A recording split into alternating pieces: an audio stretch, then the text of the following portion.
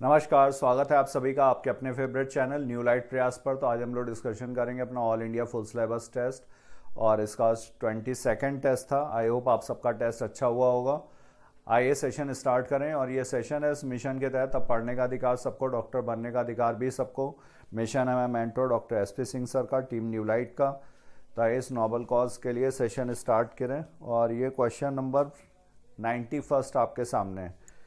यहाँ पर दिया हुआ है two plants can be conclusively said to belong to the same species. तो ये सेम स्पीसीज के मेंबर कब कहलाएंगे? When they have more than 90% similar genes. पहला option, look similar and possess identical secondary metabolites, have same number of chromosome, can reproduce freely with each other and form seeds. तो जो biological definition है species की, ये सबसे पहले currently accepted biological definition of species ये Ernst Mayr ने दी थी।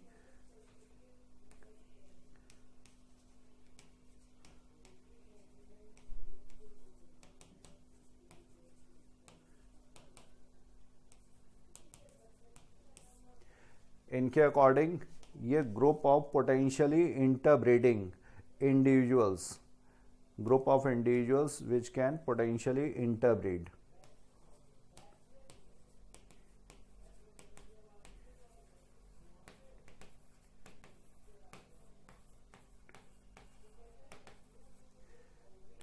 with fundamental similarities, जिनमें आपस में fundamental similarities हों, and they are able to produce fertile offsprings, जो fertile offsprings produce कर सकें, and they are reproductively isolated from other related groups, जो और रिलेटेड ग्रुप्स हैं इनसे इनका रिप्रोडक्टिव आइसोलेशन हो, reproductively isolated from other related groups. तो इस डेफिनेशन के according can reproduce freely with each other and form seeds, ये सेम स्पीसीज के मेंबर हैं, इनके बारे में ये कॉन्क्लूसिवली स्टेट किया जा सकता है। तो करेक्ट आंसर होना चाहिए fourth, have same number of chromosome. Number of chromosome same भी हो सकते हैं या अनरिलेटेड ग्रुप्स में भी हो सकते हैं। Look similar and possess identical secondary metabolites, ये भी रिलेटेड में भी हो सकता है, अनरिलेटेड में भी हो सकता है। Have more than 90% similar genes, similarity अगर जितनी ज़्यादा है जीन्स में तो उतने ही सेम स्पीसीज के होने के चांसेस हैं, बट 90% से ज़्यादा पर भी अनरिलेटेड ग्रुप्स हो सकते हैं, अनरिलेटेड स्पीसीज हो सकती हैं, पॉसिबल है। तो यहाँ पे करेक्ट आंसर हुआ बायोलॉजिकल डेफिनेशन के according fourth, NCERT 1 page number 2।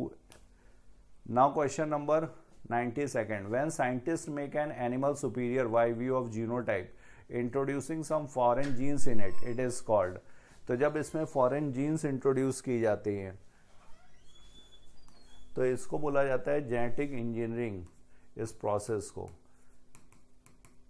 और जो ऑर्गेनिज्म जिसमें ये फॉरेन जीन्स प्रेजेंट हैं और जो एक्सप्रेस भी करेगा, possess and express foreign genes, तो इसको बोलते हैं ट्रांसजेनिक।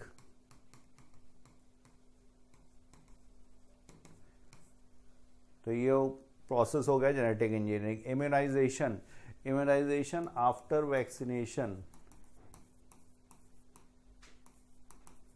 वैक्सीन देने के बाद जो उसमें डेवलपमेंट ऑफ इम्यूनिटी, इसको बोला जाता है immunisation. Tissue culture, tissue culture में किसी भी एक्सप्लांट को न्यूट्रिटिव मीडियम में ग्रो करना इन एसेप्टिक कंडीशंस, इसको बोलते हैं टिश्यू कल्चर। प्लांट्स में ये किसी भी सेल के अंदर ये प्रॉपर्टी होती है टिश्यू ऑर्गन, क्योंकि ये टोटीपोटेंसी शो करते हैं, इनके सेल के अंदर टोटीपोटेंसी, टोटीपोटेंसी मतलब टोटल पोटेंसी, पूरे का पूरा ऑर्गेनिज्म बनाने की क्षमता होती है। प्रोटोप्लाज्म, प्रोटोप्लास्ट, प्रोटोप्लास्ट और प्रोटोप्लाज्म डिफरेंट है। Protoplasm plus cell membrane, protoplasm plus cell membrane या प्लाज्मा मेम्ब्रेन, इसको बोलते हैं प्रोटोप्लास्ट। या प्लांट सेल में अगर बात की जाए तो plant cell without cell wall is protoplast. तो करेक्ट आंसर होगा यहाँ पर 92nd का second. Now question number 93rd, page number था ये 163 and 164 NCERT 2। Now question number 93rd, select the correct statement. Zoospores are endogenously produced in sporangium. तो ठीक है, ये एंडोस्पोर्स हैं, जू स्पोरेंजियम बोला जाता है जिसमें ये प्रोड्यूस होंगे। Sporangium is the structure in which spores are produced.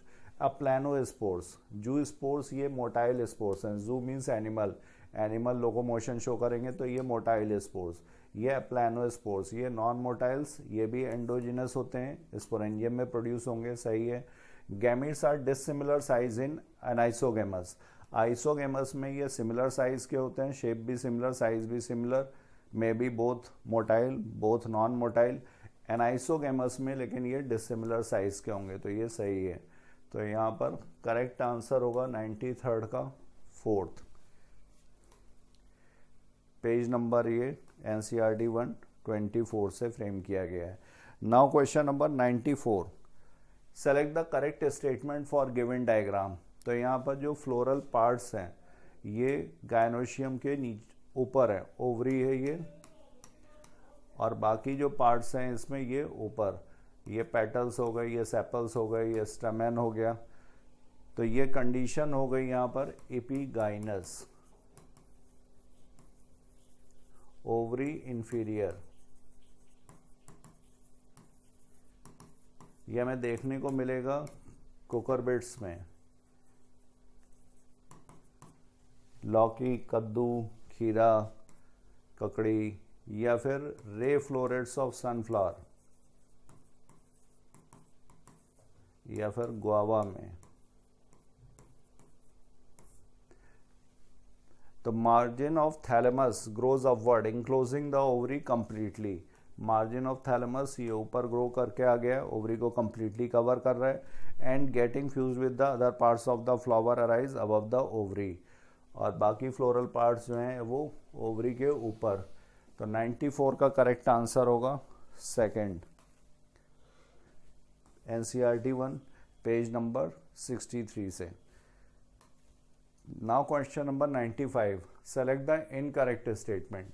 यहाँ पर आपको इनकरेक्ट स्टेटमेंट बताना है। Some member of Monera are pathogen causing damaging to human beings, crops, farm animals and pets. Cholera, typhoid, tetanus are bacterial disease. Some mycoplasma are pathogenic in animals and plants. Diatoms and Plasmodium are unicellular organism. यहाँ पर correct answer जो होगा, some member of Monera are pathogen causing damaging to human beings, ये ठीक है। Cholera, typhoid, cholera जो है ये विब्रियो कॉलरी से, Vibrio cholerae comma shaped bacteria, cholera के लिए रिस्पॉन्सिबल, सही दिया हुआ है। टाइफॉइड, टाइफॉइड भी बैक्टीरियल डिजीज है, इसका पॉजिटिव एजेंट है साल्मोनेला टाइफी। और टेटेनस, टेटनस का होता है Clostridium tetani.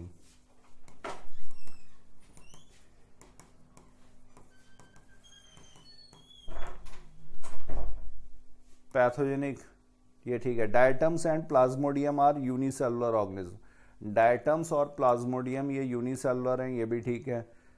Diatoms chrysophytes, Plasmodium protozoan है, स्पोरोजोन ग्रुप का मेंबर। ऑर्गेनिज्म की अगर बात करें, प्लाज्मोडियम स्टेज भी होती है स्लाइम मोल्ड्स में। तो ये यहाँ पर इनकरेक्ट हुआ, थर्ड।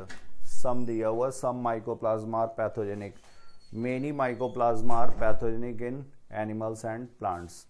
तो 95 का करेक्ट आंसर होगा third. The Mycoplasma are completely like a cell wall, smallest living cell, many Mycoplasma. तो मेनी की वजह से ये वहाँ पर incorrect. Now question number 96, which taxonomic category are similar in between maize and mustard. Maize और mustard में कौन सी कैटेगरी सिमिलर है? Division, class, order, family. तो यहाँ पर डिवीज़न होगा इनका एंजियोस्पर्मी,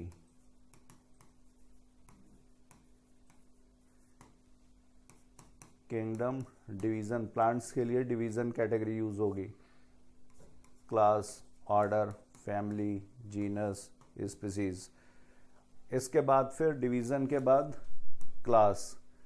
क्लास यहाँ पर है डाइकोटिलिडनी, ये मस्टर्ड के लिए, और मोनोकोटिलिडनी है मेज के लिए।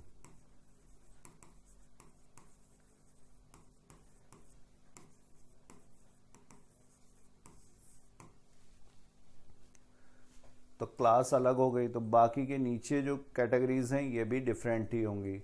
अगर हायर कैटेगरी डिफरेंट है तो यहाँ पर सिर्फ कैटेगरी सिमिलर कौन सी हुई, ए ओनली। 96 का करेक्ट आंसर होगा second. Now we move to next question. NCERT 1 6 to 8 page number से ये लिया गया। Now question number 97, if a animal has mesoderm, how many are possible features of this animal? अगर mesoderm present है तो mesoderm अगर present है तो ये ट्रिप्लोब्लास्टिक हो गए। ट्रिप्लोब्लास्टिक का मतलब ये प्लैटियलमिन्थीज और उसके आगे के मेंबर्स होंगे। प्लैटियलमिन्थीज इज द फर्स्ट फाइलम जिसमें ट्रिप्लोब्लास्टिक ऑर्गेनाइजेशन शुरुआत हुई है। ट्रिप्लोब्लास्टिक में एक्टोडर्म, मीजोडर्म और एंडोडर्म, ये तीनों जर्म लेयर्स प्रेजेंट हैं। प्लैटियलमिन्थीज ट्रिप्लोब्लास्टिक, तो यहाँ पर प्लैटियलमिन्थीज से लेकर के कॉर्डेट्स तक।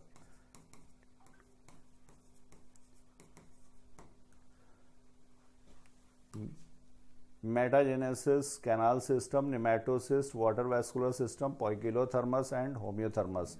एग्जाम ऑप्शंस दिए हुए हैं। कैनाल सिस्टम, कैनाल सिस्टम किस में है, पोरीफेरा में। नेमेटोसिस्ट, नेमेटोसिस्ट यहाँ पर स्टिंगिंग सेल्स, और ये किस में प्रेजेंट है, नेमेटोसिस्ट ये है निडेरियंस में।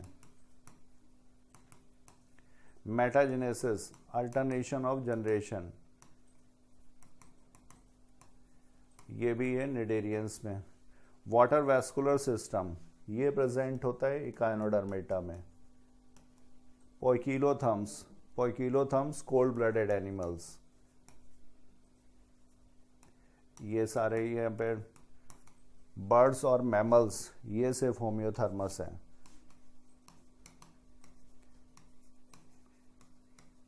होम्योथर्मस मतलब जो अपना बॉडी टेम्परेचर वगैरह रेगुलेट कर सकते हैं, एक्सटर्नल इन्वायरमेंट से इन्फ्लुएंस हुए बिना। पोइकिलोथर्मस में एक्सटर्नल इन्वायरमेंट के अकॉर्डिंग ही चेंजेस होते जाएंगे, इनके अंदर ये होम्योथर्मस की प्रॉपर्टी नहीं होती है।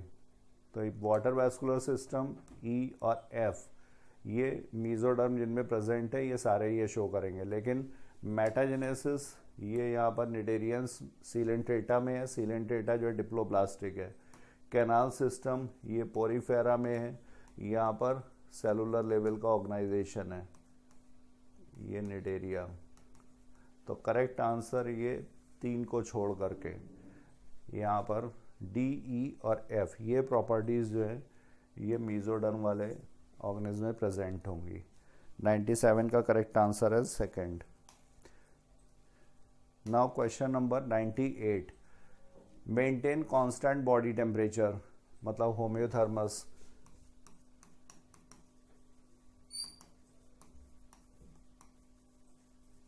ये यहाँ पर elephant. Maintain constant body temperature wall lizard, wall lizard Hemidactylus, और ये रेप्टाइल है। अभी हम लोगों ने प्रीवियस क्वेश्चन में डिस्कस किया कि बर्ड्स और मैमल्स के अंदर ये प्रॉपर्टी होती है अपना बॉडी टेम्परेचर वगैरह रेगुलेट करने की, बाकी रेप्टाइल्स वगैरह में नहीं। तो वॉल लिजर्ड ये गलत हो गया। Endoskeleton is fully ossified, Aves ये सही है। पिजन एव्स का मेंबर है, क्लास एव्स को बिलोंग करता है। 2 pair limbs, Tetrapoda, tree frog super class Tetrapoda का मेंबर है, एम्फीबियन है, ये भी ठीक है। तो यहाँ पर इनकरेक्ट मैच होगा 98 का second. Now we move to next question, question number 99। Page number है ये 48 to 51। Given animal belongs to, तो ये है वल्चर, न्यूफ्रॉन, क्लास है एव्स,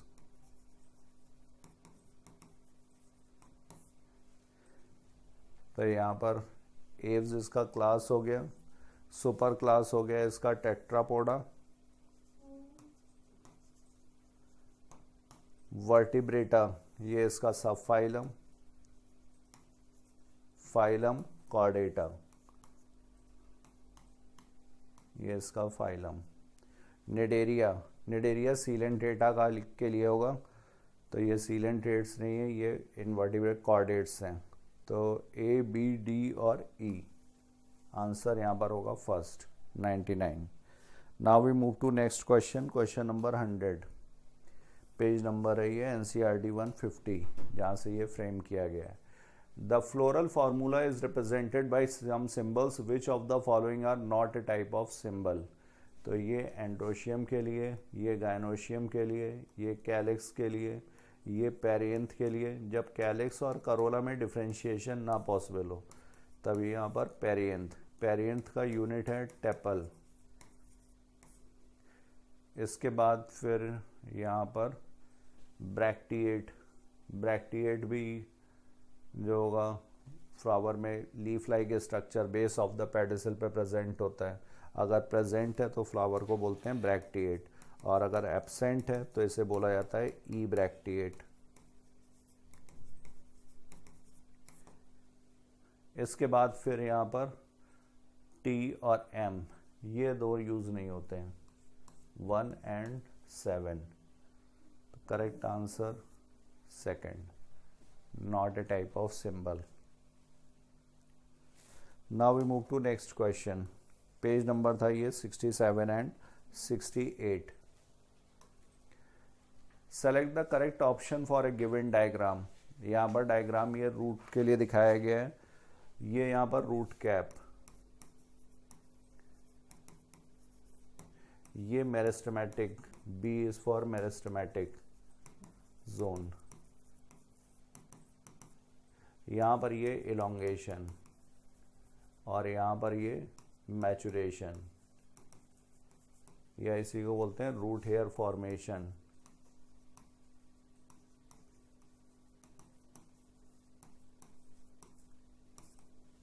तो अपाइकल पोजीशन पर यहाँ पर रूट कैप है, तो इसका मेरिस्टेमेटिक जोन जो है ये डिस्टल मोस्ट, या रूट कैप को बोल सकते हैं डिस्टल मोस्ट। इसके बाद ऊपर की तरफ अगर जाएंगे तो हम प्रॉक्सिमल पोजीशन की तरफ बढ़ रहे हैं।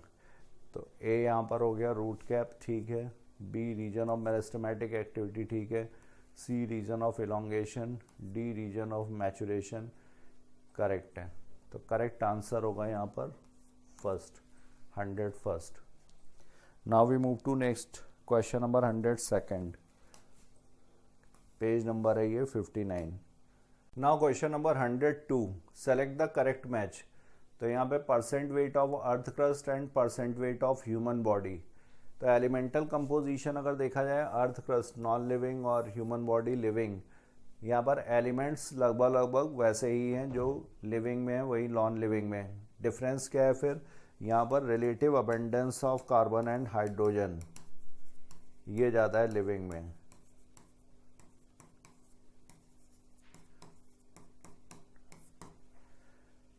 तो इसमें पूछा गया करेक्ट मैच, कैल्शियम 1.5 एंड 3.6, ये अपोजिट, 3.6 इधर 1.5 इधर। यहाँ पर भी 46.6 ये होना चाहिए था अर्थ क्रस्ट में, ऑक्सीजन 65 लिविंग में ज़्यादा। इसी तरह से सल्फर, सल्फर में यहाँ पर होगा 0.03, यहाँ पर है 0.3, तो ये गलत दिया हुआ है। करेक्ट मैच जो दिया हुआ है सेकंड, सोडियम 2.8 एंड 0.2, तो 102 का करेक्ट आंसर होगा सेकंड। एनसीईआरटी 1 पेज नंबर 105 से। Now question number 103, which of the following are example of triglyceride? Palmitic acid, arachidonic acid, ये फैटी एसिड्स हैं। पामेटिक एसिड में यहाँ पर 16 कार्बन इंक्लूडिंग कार्बोक्सिलिक कार्बन,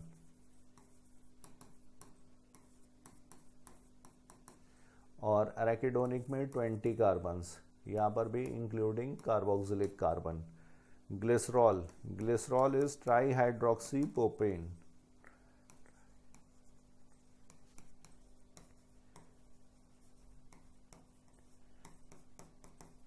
तीन हाइड्रोक्सिल ग्रुप हैं।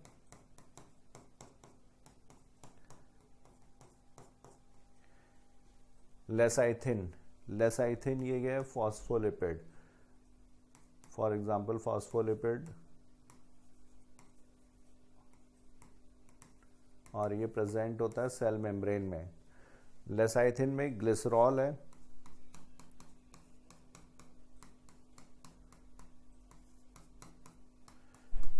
दो यहाँ पर फैटी एसिड्स, ये फैटी एसिड, ये फैटी एसिड यहाँ पर जुड़ेगा। तीसरा ग्रुप है यहाँ पर आता है फॉस्फेट, और प्लस यहाँ पर होता है कोलिन, तो ये ट्राइग्लिसराइड। एग्जाम्पल हुआ third, 103rd। Now we move to next question, question number 104, page number है ये NCERT 107। Enzyme made up of only proteins are called, तो जिसमें सिर्फ प्रोटीन होती है सिंपल एंजाइम्स।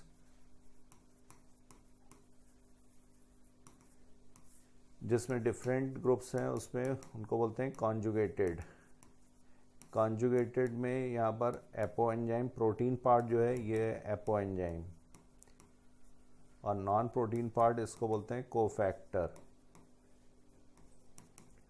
दोनों को मिला करके बोला जाता है holoenzyme, complete enzyme. Cofactor फिर तीन तरीके का है, prosthetic group, metal ions and coenzymes. Prosthetic group tightly bound, organic, ये ट्रांजिएंटली, और ये इनऑर्गेनिक। तो करेक्ट आंसर यहाँ पर होगा 104 का third. Now we move to next question, question number 105, page number 117 और 118। Which of the following is not a phase of prophase 1? इनमें से कौन सा प्रोफेज 1 का फेज नहीं है?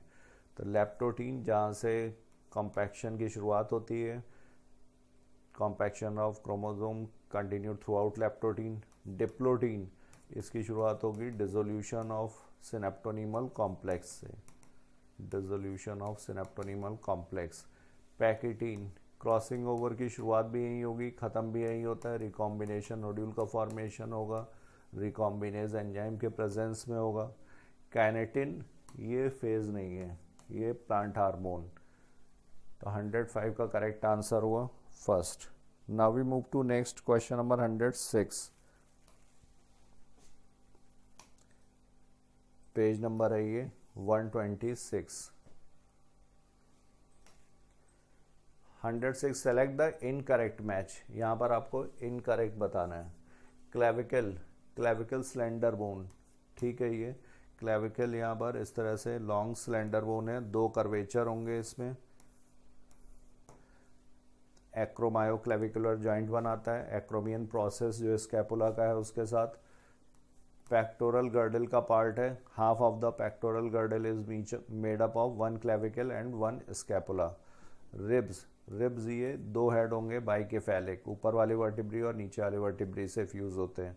मैलियस इंकस एंड स्टेपीज, ये ईयर ऑसिकल्स, तो स्टेपीज है, स्टर्नम नहीं। स्टर्नम ये यहाँ पर जो बोन है ये स्टर्नम, जिससे आकर के रिब्स, जो ट्रू रिब्स हैं वो जुड़ी हुई होती हैं, जॉइंट बनाएंगी। तो करेक्ट आंसर, इनकरेक्ट मैच यहाँ पर हो गया 106 का 4। Now we move to next question, question number 107, page number 224 to 226। 107, select the correct statement for angiosperm. In angiosperm, embryo develops at the micropylar end of the embryo sac where the zygote is situated. तो ये micropylar and पर egg apparatus होगा। Fertilisation के बाद egg जो होगा वो zygote में और फिर ये एम्ब्रियो में चेंज होगा। तो इस एंड को बोलते हैं माइक्रोपाइलर एंड, इसको एंटीपोडल वाले एंड को बोलते हैं चलेजल एंड। तो ये स्टेटमेंट यहाँ पर सही दिया हुआ है। Only few zygotes divide only after certain amount of endosperm is formed. तो एंडोस्पर्म का फॉर्मेशन प्रिसीड करता है जाइगोट के फर्दर डिवीजन से। तो लेकिन ओनली फ्यू नहीं, most of the zygotes, mostly zygotes में ऐसा ही होता है ताकि भोजन सुनिश्चित हो सके। The early stages of embryo development differ greatly in both monocot and dicot. Early stages of embryo development differ greatly, तो ये अर्ली स्टेजेस यहाँ पर डिफर नहीं करती हैं, सिमिलर हैं अप टू ऑक्टेंट स्टेज।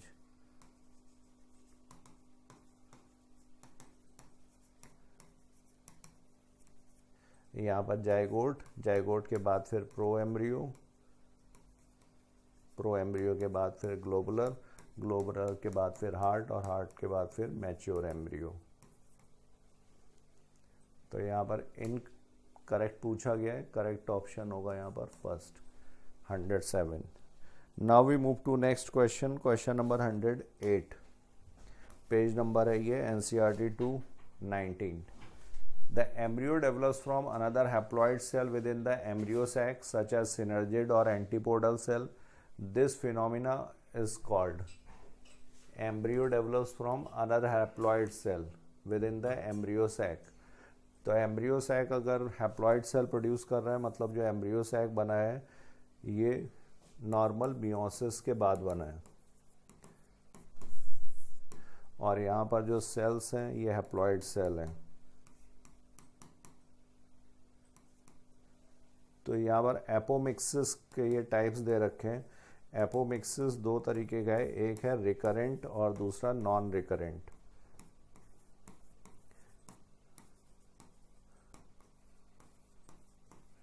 मतलब जो बार बार हो सकता है रिकरेंट, और जो एक ही बार वो नॉन रिकरेंट। तो नॉन रिकरेंट में ये हैप्लॉइड एम्ब्रियो बनेगा।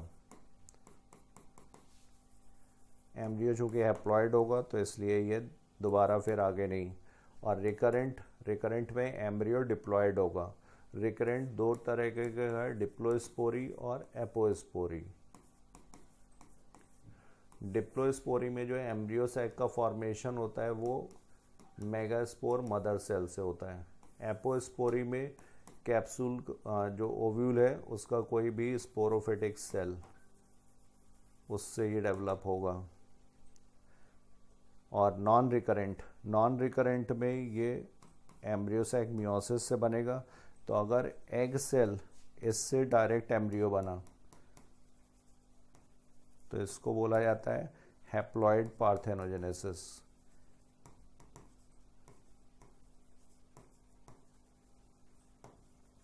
और अगर ये एंटीपोडल्स इनसे डेवलप हो जाए या सिनर्जिड से एम्ब्रियो बन जाए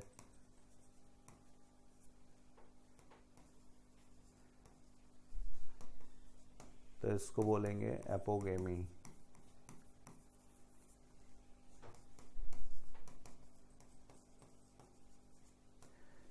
तो यहाँ पर दिया हुआ है embryo develops from another haploid cell such as synergid और antipodal. This phenomena is called. तो ये एपोगेमी हुई और ये नॉन रिकरेंट है क्योंकि ये हैप्लॉइड सेल, एम्ब्रियो जो बनेगा वो हैप्लॉइड होगा। तो नॉन रिकरेंट एपोगेमी।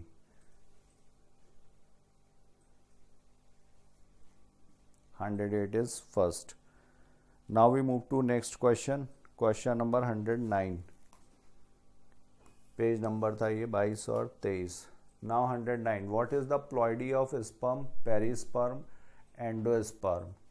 तो स्पर्म ये मेल गैमीट हुआ, हैप्लॉइड होगा। Perisperm residual persistent nucellus.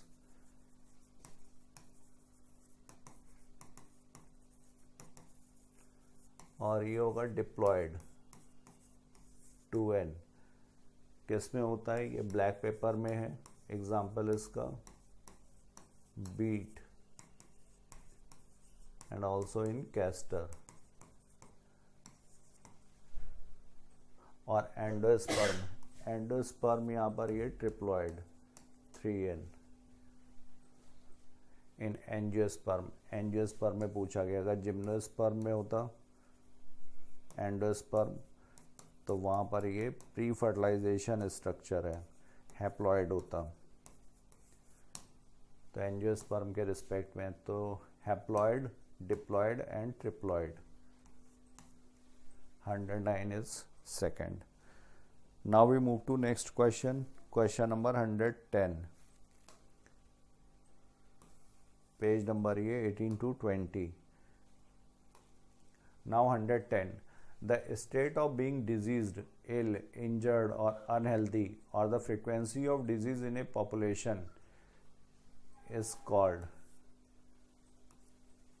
तो इसके लिए नेटैलिटी, नेटैलिटी का मतलब होता है birth, total number of births in a given time, given time period.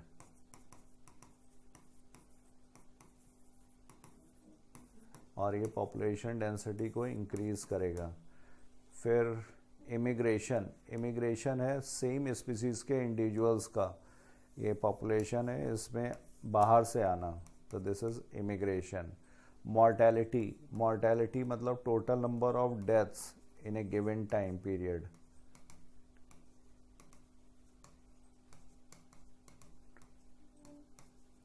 तो इसको बोलेंगे मॉर्टेलिटी। तो यहाँ पे करेक्ट टर्म है मॉर्बिडिटी। मॉर्बिडिटी का मतलब है disease condition, state of being diseased, ill, injured और अनहेल्दी। तो frequency of disease person in population. Now next question, page number है ये एनसीईआरटी 246 से।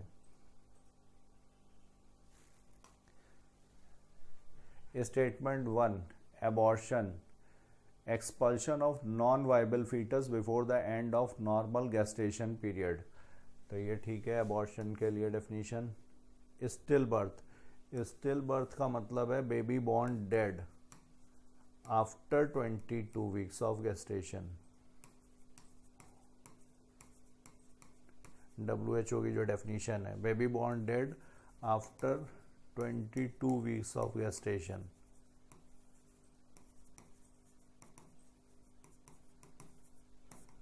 और यहाँ पर दिया हुआ the death of fully developed fetus, तो फुल्ली डेवलप्ड फीटस नहीं होगा, जस्ट बिफोर, ड्यूरिंग और इमीडिएटली आफ्टर बर्थ। और ये बर्थ से पहले ही जब बॉर्न बर्थ होगी तो ये डेड होगा, आफ्टर बर्थ डेथ नहीं। तो ये यहाँ पर गलत दिया हुआ है। 111 का स्टेटमेंट 1 सही है, statement 1 is correct but statement 2 is incorrect. Answer होगा second. Now we move to next question, question number 112, page number है ये 47। In Mendel dihybrid experiment on P, which genotype represent recessive parent। तो Mendel ने जो dihybrid cross किया था इसमें parental generation में true breeding dominant round yellow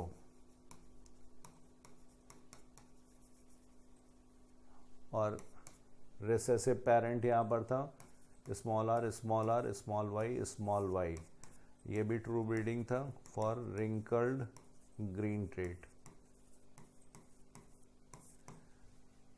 तो यहाँ पर पूछा गया है P which genotype dihybrid experiment which genotype represent recessive parent.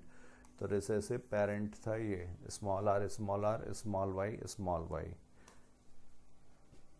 NCERT 263। Now question number 113, which karyotype represent Down syndrome. Down syndrome जो है ये ट्राइसोमी है।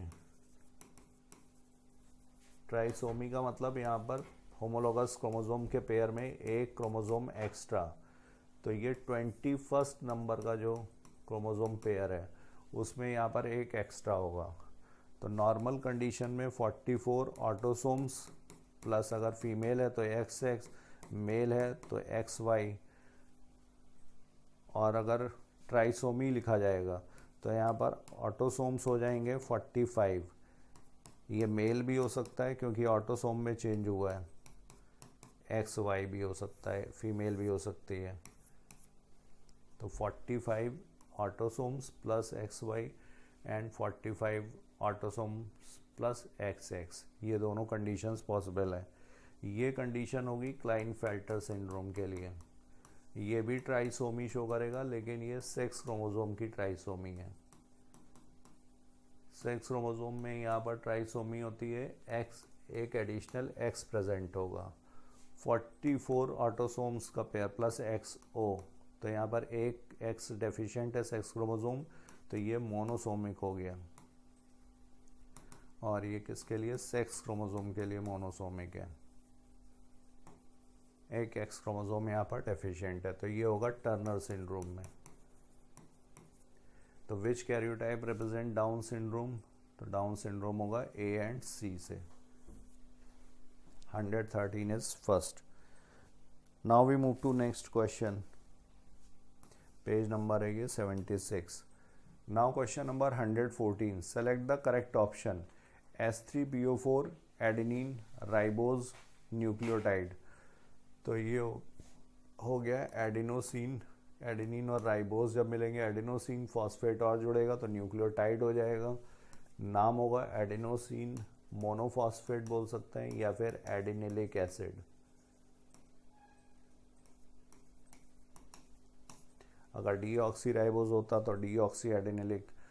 यहाँ पर फिर यूरेसिल राइबोज और S3PO4, तो यूरेसिल या nitrogen base, ribose sugar, S3PO4 ये भी न्यूक्लियोटाइड। यूरिडीन बनेगा, फॉस्फेट आ जाएगा, यूरिडीन मोनोफॉस्फेट या यूरिडिलिक एसिड। इसके बाद ग्वानिन, ग्वानिन डीऑक्सी राइबोज, तो डीऑक्सी ग्वानोसिन न्यूक्लियोसाइड जो बना, प्लस इसमें फॉस्फेट ग्रुप जुड़ जाएगा तो हो जाएगा न्यूक्लियोटाइड। ये भी ठीक दिया हुआ है, तो ग्वानिलिक एसिड इसका नाम होगा। करेक्ट आंसर होगा यहाँ पर fourth, 114। Now we move to next question. Page number है ये 81। Now 115, in AIDS patient due to decrease in the number of helper T lymphocytes, the person starts suffering from infections of many microbes. These microbes are, तो ads label करते हैं जब CD4 count, ये helper T cells, CD4 को के लिए ये helper T cells, इनका काउंट जो होता है लेस देन 200 पर क्यूबिक mm ऑफ ब्लड, तब इसको हम लोग एड्स लेवल करते हैं। और इसमें अपॉर्चुनिस्टिक इन्फेक्शंस, इनके चांसेस बढ़ जाते हैं क्योंकि इम्यूनिटी लो हो जाती है। अपॉर्चुनिस्टिक इसलिए क्योंकि नॉर्मल कंडीशंस में ये इन्फेक्ट नहीं करेंगे, लेकिन चूँकि इम्यूनिटी वीक हो गई इसलिए ये इन्फेक्ट कर रहे हैं। तो इसमें Mycobacterium, virus, fungi, toxoplasma, toxoplasma से टॉक्सोप्लाज्मोसिस, टॉक्सोप्लाज्मा गोंडाई की वजह से, प्रोटोजोवन है ये। तो करेक्ट आंसर होगा यहाँ पर फोर्थ, ऑल, सभी कॉज कर सकते हैं। 115 is fourth. Now question number, ये पेज नंबर था 140। Question number 116, for antibiotic, anti is Greek word which means against. तो एंटीबायोटिक हमें पैथोजन से प्रोटेक्ट करने के लिए, तो एंटी का मतलब क्या है? एंटी मीन्स अगेंस्ट लाइफ, लेकिन किसकी? हमारे लिए ये प्रो लाइफ है, ये पैथोजन के अगेंस्ट। तो and bio means life, together they mean against life in the context of disease causing organism. तो पैथोजन के लिए ये एंटीबायोटिक, हमारे लिए ये pro life. For human being antibiotics are pro life and not against. तो ये दोनों ही स्टेटमेंट यहाँ पर सही है, both statement 1 and 2 are correct. 116 का करेक्ट आंसर होगा fourth. Now we move to next question, NCERT 2 page number 152। 117, bio fertilizers में भी, तो बायो फर्टिलाइजर्स ये prokaryotes, eukaryotes, unicellular organism, multicellular organism. Bio fertilizers are organism that enrich the nutrient quality of the soil.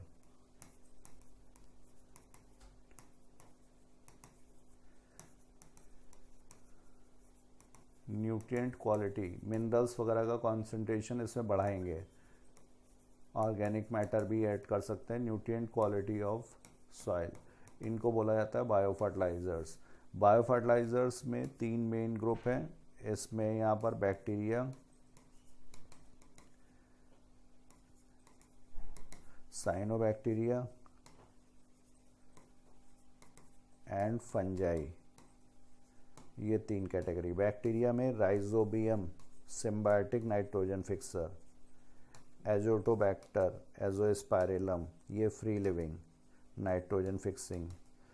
Cyanobacteria Anabaena, Nostoc, Oscillatoria. Fungi में genus Glomus के members, mycorrhiza जो बनाते हैं। तो बायो फर्टिलाइज़र्स ये prokaryotes होते हैं, ठीक है, बैक्टीरिया है, साइनोबैक्टीरिया है। यूकैरियोट्स फंजाई भी है, यूकैरियोटिक भी है। Unicellular bacteria, cyanobacteria unicellular, fungus multicellular. तो यहाँ पे करेक्ट आंसर होगा third, 117। Now we move to next question, question number 118, page number है इसका 158। Select the correct statement for malaria. यहाँ पर करेक्ट स्टेटमेंट बताना है मलेरिया के लिए। तो मलेरिया ये प्लाज्मोडियम प्रोटोजोअन है, ये स्पोरोजोअन ग्रुप का, लोकोमोटरी ऑर्गन एब्सेंट है, और ये मोस्ट फैटल प्लाज्मोडियम फैल्सीपेरम, और मोस्ट नोटोरियस मेंबर है स्पोरोजोन का प्लाज्मोडियम। तो Plasmodium reproduce asexually in RBC, bursting the RBC and causing cycles of fever and other symptoms.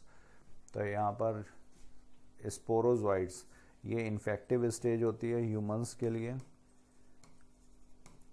Sporozoites जब blood में एंटर करेंगे तो पहले ये जाते हैं लिवर में, लिवर को इन्फेक्ट करते हैं, फिर ये आरबीसी को इन्फेक्ट करते हैं, आरबीसी में कई साइकिल्स चलेंगी, मीरोजोइड्स रिलीज होंगे, प्लस इनके साथ हीमोजोइन ग्रैन्यूल्स, जो हीमोग्लोबिन है उसकी मेटाबॉलिज्म से बनेगा हीमोजोइन ग्रैन्यूल्स, इसी की वजह से चिल्स और फीवर होंगे।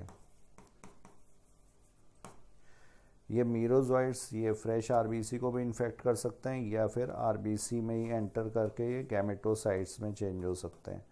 सेक्सुअल स्टेज है, डेवलपमेंट होता है इसका ह्यूमन में, और ये जो गैमेटोसाइट्स हैं ये फिर जब मॉस्किटो ब्लड सक करेगा तब ये गट ऑफ द मॉस्किटो में जाएंगी। यहाँ पर ये फर्टिलाइजेशन होगा, गैमीट का फॉर्मेशन होता है, फर्टिलाइजेशन होगा, जाइगोट बनेगा, जाइगोट फिर ऊकाइनीट स्टेज में, जाइगोट ऊकाइनीट ये पेनिट्रेट करता है वॉल को, और ये इससे oocyst, oocyst में फिर ये स्पोरोजोइड्स, और स्पोरोजोइड्स फिर ये रिलीज़ हो जाते हैं और ये सलाइवरी ग्लैंड में जा कर के मॉस्किटो के एक्यूमुलेट होंगे, और वहाँ से फिर जब मॉस्किटो बाइट करेगा तो ये ह्यूमन ब्लड में पहुँचते हैं। तो Plasmodium reproduce asexually in RBC, ठीक है, ये Plasmodium reproduce asexually in liver, liver में भी एसेक्सुअल है, आरबीसी में भी एसेक्सुअल है, ह्यूमंस में एसेक्सुअल रिप्रोडक्शन, और मॉस्किटो के केस में, मॉस्किटो में यहाँ पर एसेक्सुअल भी है और सेक्सुअल भी है, asexual reproduction as well as sexual. Sexual reproduction होता है gut of the mosquito, asexual होता है oocyst में, स्पोरोजोइड्स जब बनेंगे जिसे स्पोरोगोनी बोला जाएगा। तो mature infective stage, sporozoite escape from the gut and migrate to the mosquito salivary gland. Correct है यहाँ पर ये सारे स्टेटमेंट। तो 118 का करेक्ट आंसर होगा फोर्थ। पेज नंबर है इसका 132। Now next question, question number 119। यहाँ पर दिया हुआ है in 1947 James Watson received BSc degree in zoology. In 1937 Francis Harry Crick received BSc degree in physics. तो वॉटसन एंड क्रिक इन्होंने डबल हेलिक्स मॉडल दिया था और ये एक्सरे डिफ्रैक्शन डेटा पर बेस्ड था। तो करेक्ट आंसर यहाँ पर both statement 1 and 2 are correct.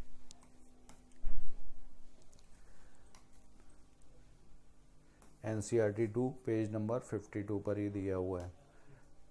Now question number 120, Alexander Fleming while working on Staphylococci bacteria once observed a mold growing in one of his unwashed culture plates around which Staphylococci could not grow. Which type of interaction represent Staphylococci and mold? तो Alexander Fleming इन्होंने penicillin की खोज की थी, penicillin antibiotic, जिसके लिए इन्हें Nobel prize भी दिया गया था। और इस पेनिसिलिन जो है ये मोल्ड जो था पेनिसिलियम नोटेटम, ये स्पीसीज थी जो ये प्रोड्यूस कर रहा था। और इस पेनिसिलिन एंटीबायोटिक की वजह से स्टेफिलोकोक्काई, जहाँ पर ये मोल्ड ग्रो कर रहा था, स्टेफिलोकोक्काई, ये वहाँ पर ग्रो नहीं कर पाया। तो ये एंटीबायोटिक, तो इसके केमिकल की वजह से ये ग्रोथ नहीं कर पाया, तो इसको बोला जाएगा अमेंसिलिज्म।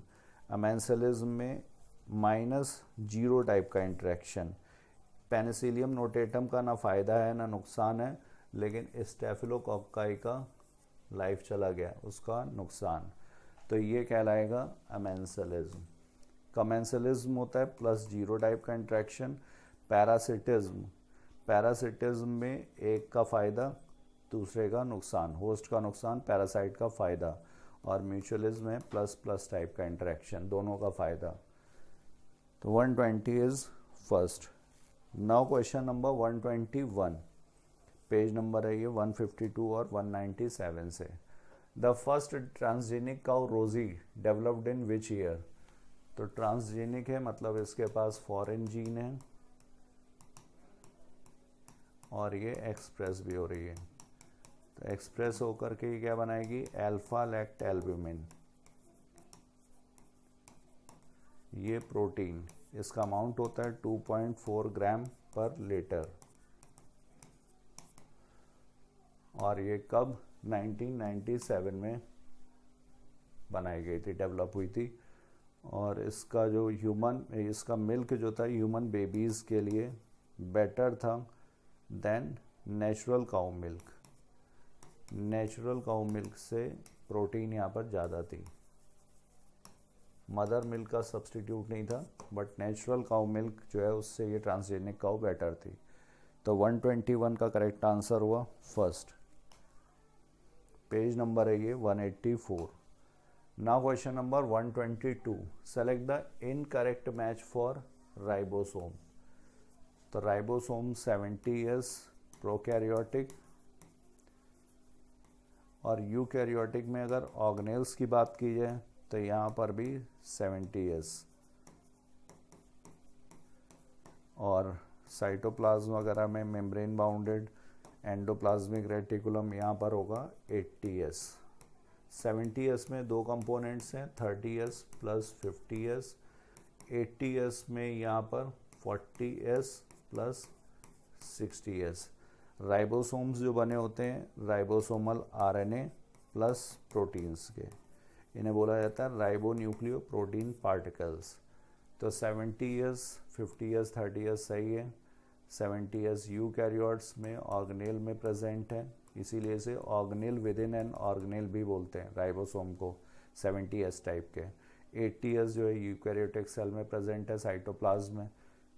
80 ईयर्स का ये गलत दिया हुआ है। एस यहाँ पर है स्वेडबर्ग यूनिट, रिप्रेजेंट करता है सेडिमेंटेशन कोफिशिएंट को, डिपेंड करेगा साइज पे, density and size indirectly measure करता है sedimentation coefficient. 122nd is second. Now question number 123, page number है ये NCERT 198। In which year the discovery of triple helical structure of the collagen by G.N. Ramachandran published in Nature?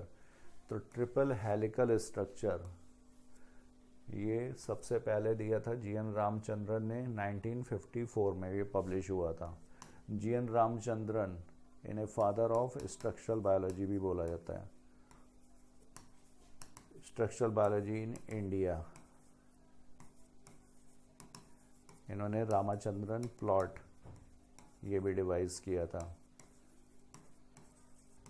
ये किसके लिए use होता है? तो ये प्रोटीन का कॉन्फ़िगरेशन डिसाइड करने के लिए, प्रोटीन का स्ट्रक्चर, फोल्डिंग्स जो हैं वो। तो 123 का करेक्ट आंसर हो गया first. Now question number 124, NCERT 1 page number 86। Now question number 124, in frog a triangular structure called conus arteriosus joins the right atrium। तो कोनस आर्टीरियोसस जो है ये वेंट्रिकल से एसोसिएटेड स्ट्रक्चर है। ट्रायंगुलर स्ट्रक्चर जो राइट एट्रियम से है वो है साइनस वेनोसस। राइट एट्रियम से जुड़ा हुआ कोनस आर्टीरियोसस नहीं, यहाँ पर होगा sinus venosus. In frog ventricle opens into a sac like sinus venosus on the ventral side of the heart। तो ये साइनस वेनोसस नहीं, यहाँ पर होना चाहिए था वेंट्रिकल से कोनस आर्टीरियोसस सैक लाइक स्ट्रक्चर, और ये वेंट्रल साइड पे नहीं, ये होगा डॉर्सल साइड पे। Sinus venosus is present on the dorsal side. Sinus venosus dorsal पे है, कोनस आर्टीरियोसस वेंट्रल साइड पे। तो ये दोनों ही स्टेटमेंट यहाँ पे गलत हैं, both statement are incorrect. Answer होगा first 124। Now question number 125 page number ये 82। What does S refer to in a 70S and 80S ribosome. तो एस या स्वाइडबर्ग यूनिट और ये सेडिमेंटेशन कोफिशिएंट रिप्रेजेंट करता है, that how fast a cell organelle sediments during the ultra centrifugation.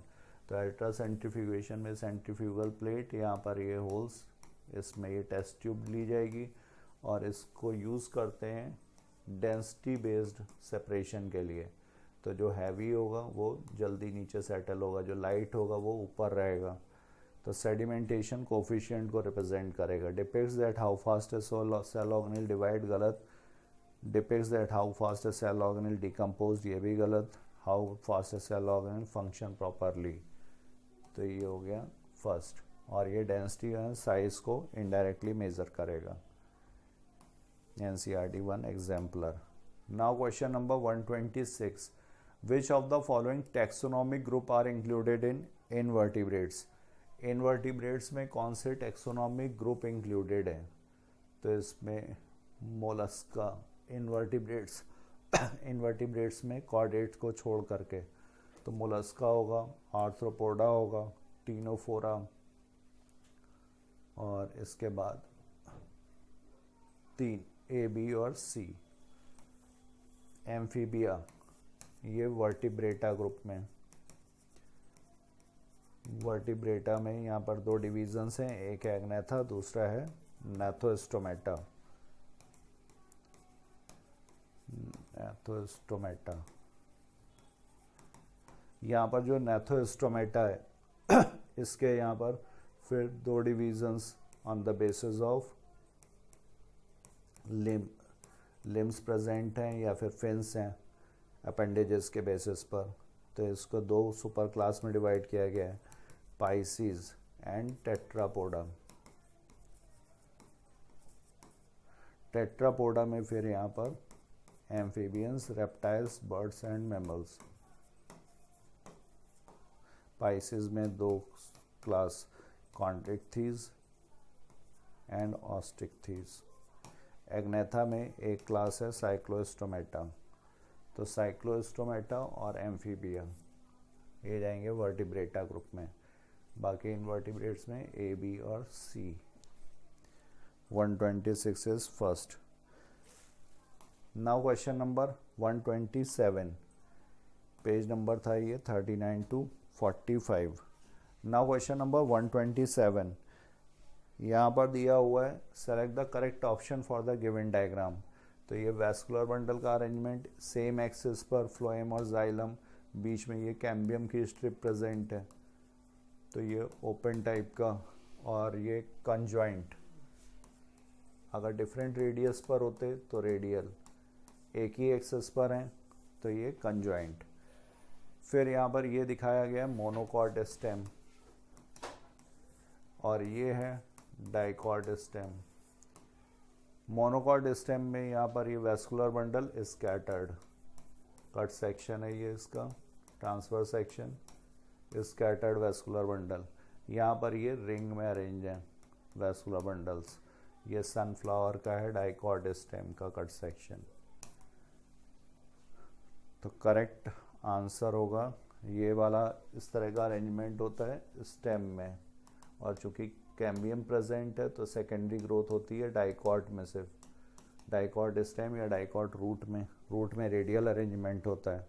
तो dicot stem, monocot stem और सी हो गया डाइकॉट स्टेम। करेक्ट आंसर होगा 127 का second. Now we move to next question. Page number है ये 73 to 75। Now question number 128। Select the correct option for the given diagram. ये cell दिया हुआ है, डीएनए इसका दिए रखा है, डीएनए कंटेंट सी वैल्यू यहाँ पे दी हुई है, इसकी है 40 पिकोग्राम, और क्रोमोसोम का नंबर ये है 50। मियोसिस के बाद क्रोमोसोम नंबर आधा रह जाएगा, मतलब क्रोमोसोम हो गया 25, और चूँकि नंबर आधा हो गया तो डीएनए कंटेंट भी 20 पिकोग्राम रह जाएगा। इसके बाद जब मियोसिस 2 होती है तो मियोसिस 2 में जो क्रोमोसोम है सेंट्रोमियर स्प्लिट होती है, सिस्टर क्रोमेटिड सेपरेट होते हैं, अलग अलग सेल में जाएंगे। तो यहाँ पर भी क्रोमोसोम नंबर तो सेम है, यहाँ पर भी एक था, इन दोनों सेल में भी एक है, लेकिन डीएनए कंटेंट सिस्टर क्रोमेटिड्स थे, अब यहाँ पर एक ही रहेगी क्रोमेटिड, मतलब डीएनए कंटेंट यहाँ पर और कम हो जाएगा। तो डीएनए कंटेंट यहाँ पर हो जाता है 10 पिकोग्राम, और क्रोमोसोम नंबर सेम रहेगा क्योंकि मियोसिस 2 जो होती है वो माइटोसिस के ही जैसा है। तो करेक्ट आंसर हुआ यहाँ पर 10 पिकोग्राम और 25 chromosome number after division. The correct answer B और सी,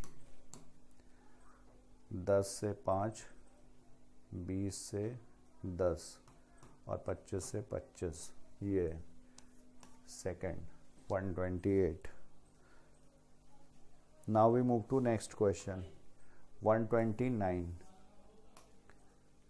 विच of the following organism are not involve in the following equation. तो ये green and purple sulphur bacteria में एनऑक्सीजनिक फोटोसिंथेसिस,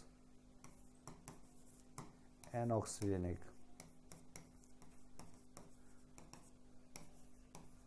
उसका रिएक्शन दिया हुआ है, और यहाँ पर हाइड्रोजन डोनर या इलेक्ट्रॉन डोनर ये है यहाँ पर H2S, इसीलिए यहाँ पर सल्फर या सल्फेट ऑक्सीडेशन के बाद सल्फर और सल्फेट प्रोडक्ट बनेगा, ऑक्सीजन रिलीज नहीं होती है। अगर वाटर होता हाइड्रोजन डोनर या इलेक्ट्रॉन डोनर तब यहाँ पर ऑक्सीजन रिलीज होती। ये सबसे पहले कॉर्नेलियस वॉन नील ने बताया था, और रूबेन एंड कॉमन ने इसको रेडियोग्राफ एक्सपेरिमेंट से प्रूव भी किया था, रेडियो। फिर इसके बाद यहाँ पर क्या पूछा गया है, organism are not involve in the following equation. तो इनमें से कौन सा नहीं इन्वॉल्व है। क्लैडोफोरा ये ग्रीन फिलामेंटस एल्गी है, मस्टर्ड ये सरसों पौधा ब्रासिकेसी फैमिली, स्फैग्नम ये moss bryophyta, purple sulphur bacteria ये यहाँ पर इन्वॉल्व है। पूछा गया नॉट इन्वॉल्व, तो नॉट इन्वॉल्व होगा A, B and C,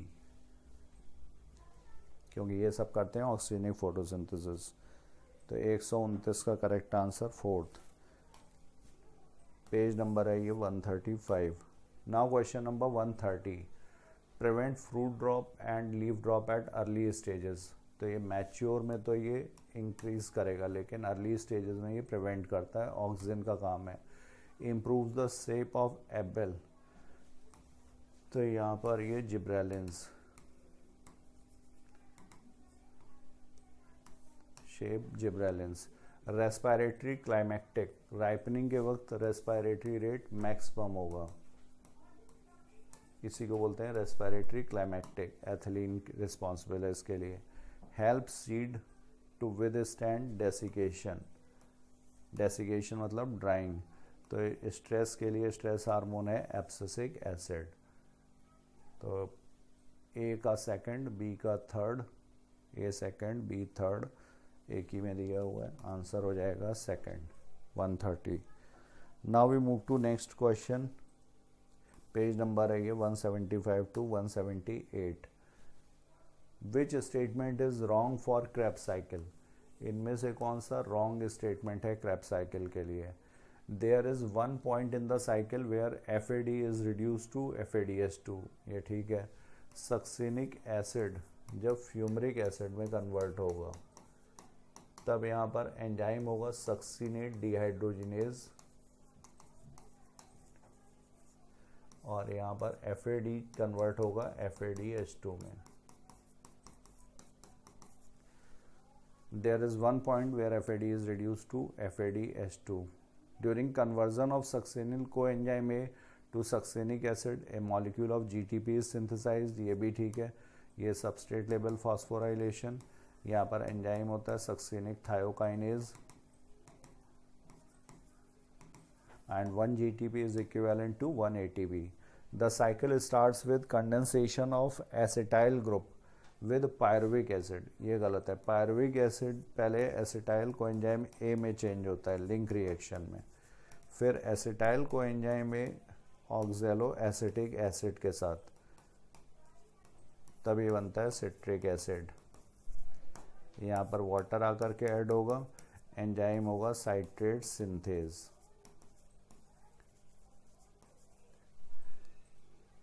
There are 3 points in the cycle where NAD is reduced to NAD2H. 3 points हैं जहाँ पर NAD2H में कन्वर्ट होता है, ये भी सही है। आइसोसिट्रिक जब कन्वर्ट होगा ऑक्जेलोसक्सेनिक में, तब यहाँ पर आइसोसिट्रिक डिहाइड्रोजिनेज एंजाइम NAD से NAD2H बनता है। दूसरा बनता है अल्फा कीटो ग्लूट्रिक एसिड के बाद, जब ये सक्सिनिल को एंजाइम में चेंज होगा, तो यहाँ पर होगा अल्फा कीटो ग्लूट्रिक डिहाइड्रोजिनेज NAD2H, यहाँ पर भी बनता है। और लास्ट में मैलिक एसिड जब ऑक्जेलो एसिटिक एसिड में चेंज होगा, malic acid changes into oxaloacetic acid, तब भी यहाँ पर भी NAD2H मैलेट डिहाइड्रोजिनेज एंजाइम के प्रेजेंस में। तो करेक्ट आंसर रॉन्ग पूछा गया, रॉन्ग फॉर क्रेब्स साइकिल, ये third 131। Now question number 132, page number ये 159 and 159। 132, the rice seedling infected with fungus Gibberella fujikuroi is called foolish seedling. तो इसे foolish seedling disease या बैकएनेड डिजीज बोलते हैं।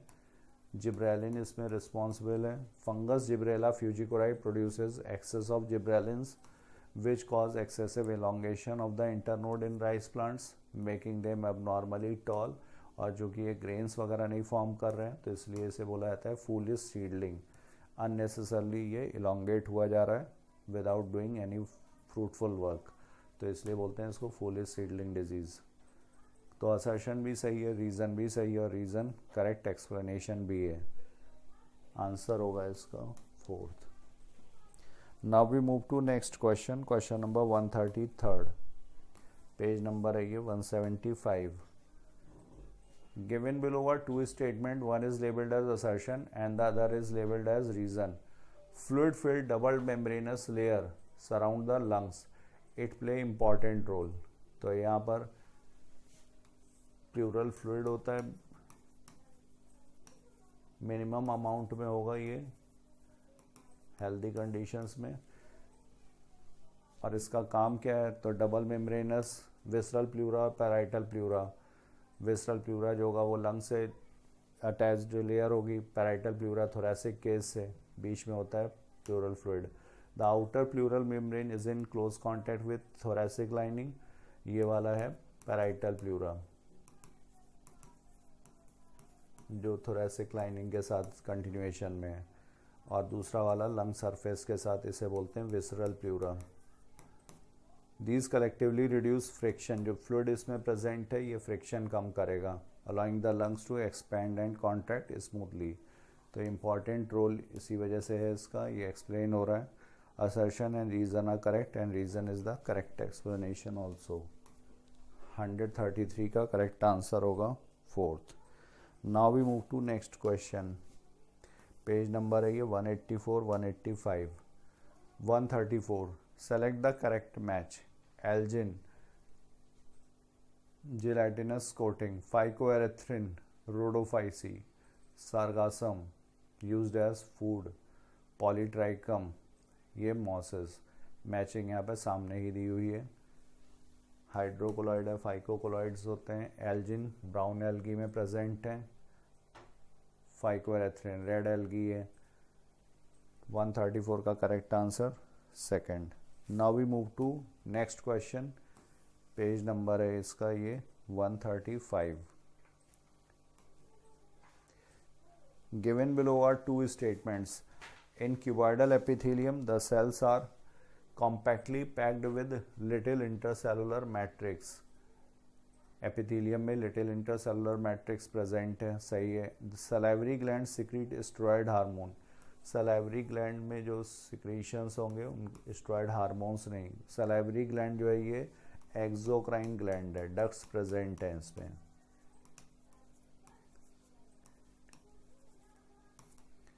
तो statement 1 is correct but statement 2 is incorrect. 135 का correct answer होगा second. So thank you all of you. I have covered my portion. Now further discussion will be carried by my fellow partner Vikram sir.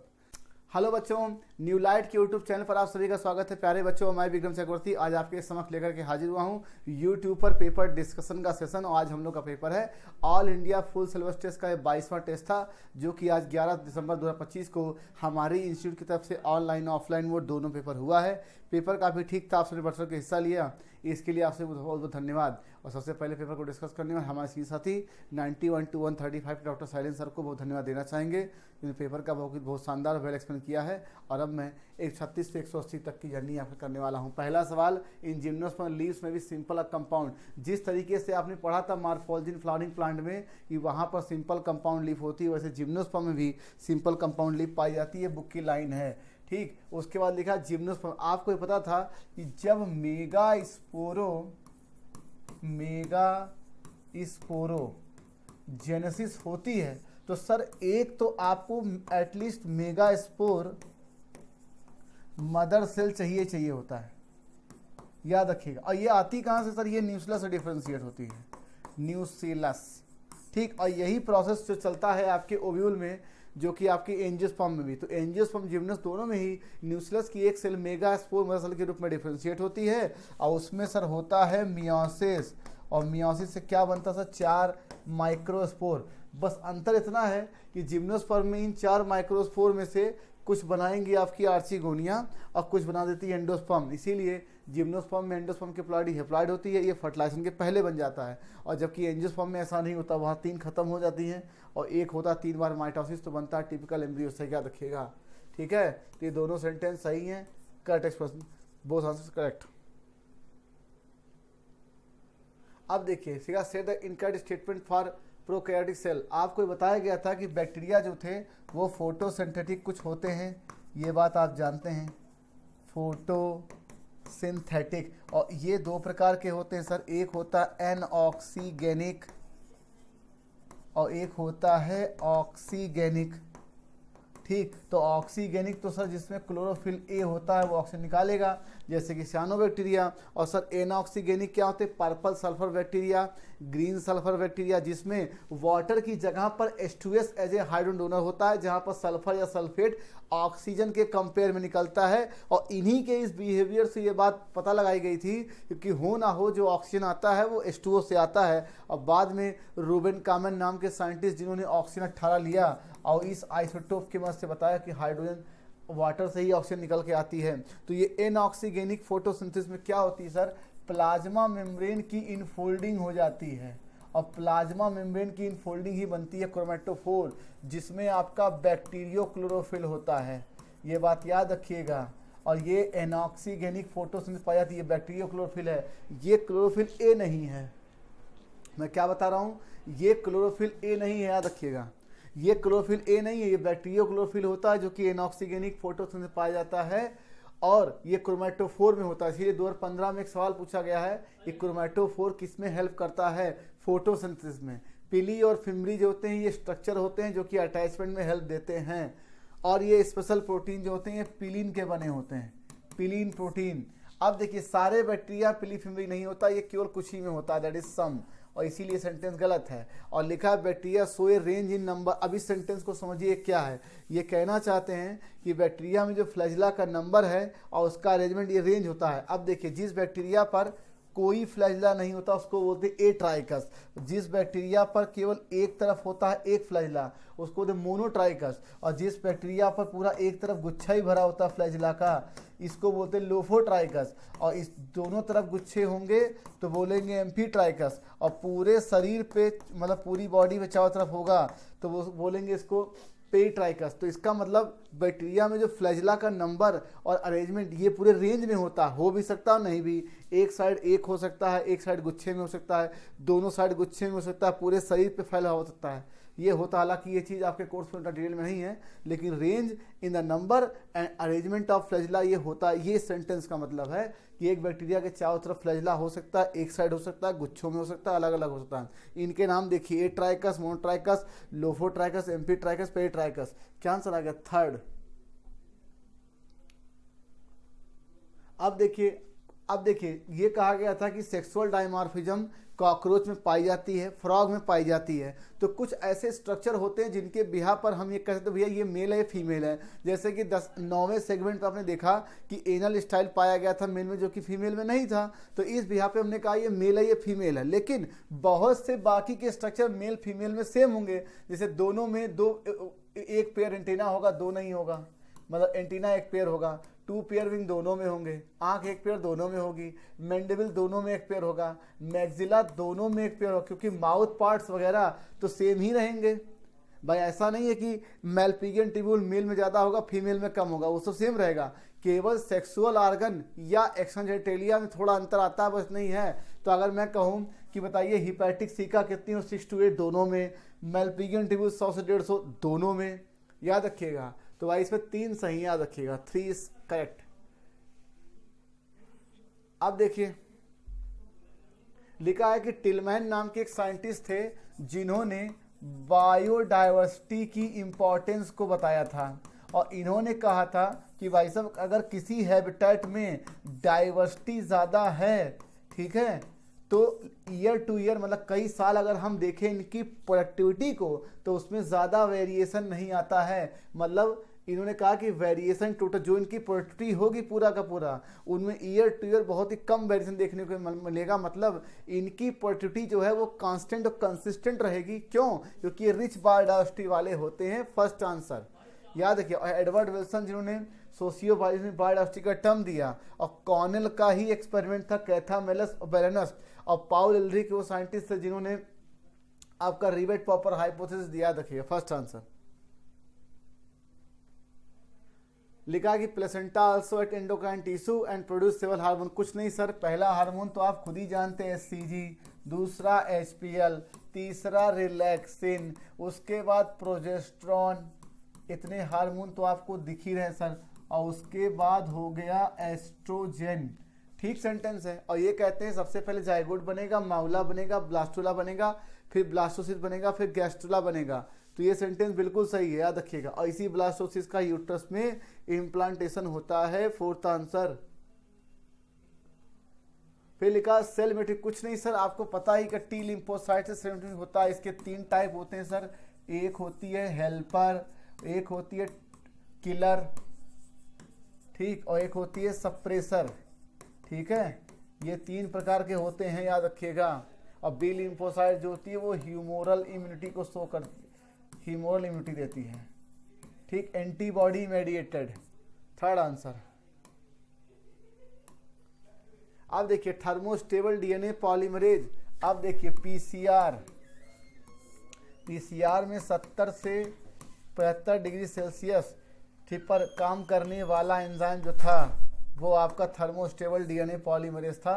जिसे आपने tag polymerase का नाम दिया था। क्या दिया था? Tag polymerase. और ये टैग जो लिखा ये टी और एक्, ये है थर्मस एक्वेटिकस।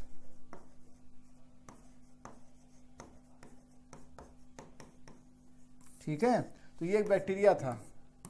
थर्ड आंसर याद रखिए, एक बैक्टीरिया था और ये एक्सटेंशन स्टेप में काम करता था और 70 से 75 डिग्री सेल्सियस पे काम करता। दूसरी चीज़ देखिए, हमारी बॉडी में नॉर्मल एंजाइम 25 से 40 पे अच्छे से काम करता है और 60 डिग्री से 50 डिग्री सेल्सियस के ऊपर हम खुद नहीं सर्वाइव कर पाएंगे हम लोग।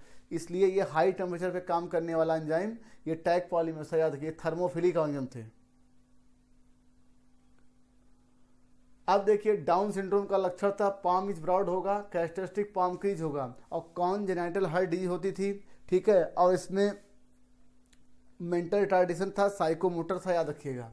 और डाउन सिंड्रोम और Klinefelter syndrome, total number of chromosomes में बिल्कुल सही है सर, 47 इसमें भी हैं, 47 इसमें भी है, लेकिन इसमें जो ऑटोसोम है वो 44 AA प्लस XXY है और इसमें ऑटोसोम 44 5A प्लस XX अगर फीमेल हुआ तो और मेल हुआ तो XY, याद रखिएगा। तो ओवरऑल नंबर देखो 45 2 47, 44 3 47, ये टोटल सेम है, लेकिन सेक्स और ऑटोसोमल क्रोमोसोम ये वेरी करते हैं, याद रखिएगा। दोनों सेंटेंस यहाँ सही दिख रहा है।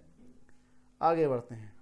अब लिखा in which of the following process main gas produce CO2। कुछ नहीं सर, फर्मेंटेशन ऑफ डफ, जितने भी आपने ब्रेड या बेकरी के आइटम बनाते हैं वहाँ ये निकलता है, चीज़ मेकिंग में निकलेगा क्योंकि ये फर्मेंटेशन है। कहीं पर भी फर्मेंटेशन होगा CO2 निकलेगी और प्रोडक्शन ऑफ ब्रेड्स तो है ही। Fourth answer. फिर लिखा है जो आपको NT बराबर N0, ये नेचुरल लॉगरिथम का बेस 2.7128 होता है, याद रखिएगा। ये तो आप जमाने से जानते थे। अब लिखा टिश्यू कल्चर। टिश्यू कल्चर ये कहता है कि भाई अगर ये एक पेड़ है, मान लीजिए एक पेड़, इसका कोई एक पार्ट आप कट कर लें ऐसे और इसको एक very short duration of time में ढेर सारे हजारों पौधे से आप बना लें, इसी को बोलते हैं माइक्रो प्रोपगेशन पे। तो ठीक है, प्लास्टिसिटी कहते हैं वातावरण के इफेक्ट के कारण किसी पौधे के अंदर उसके मार्फोलॉजिकल चेंजेस हों। ठीक है, ये फेज ऑफ लाइफ की वजह से हो सकता है, ये एटमॉस्फेयर या वातावरण चेंज होने की वजह से एक्वाटिक कंडीशन में अलग, और टेरेस्ट्रियल में आपने देखा हो कॉटन, कोरिएंडर, बटरकप, लॉक्सस्पर, इनके एग्जाम्पल। तो ये आपकी अलग चीज़ है, टिश्यू कल्चर नहीं है। अनिलिंग PCR में होता है, एक स्टेप होता है। ठीक है, इससे बोलते हैं स्लो कूलिंग। ह्यूमिफिकेशन डिकम्पोजिशन का एक स्टेप है।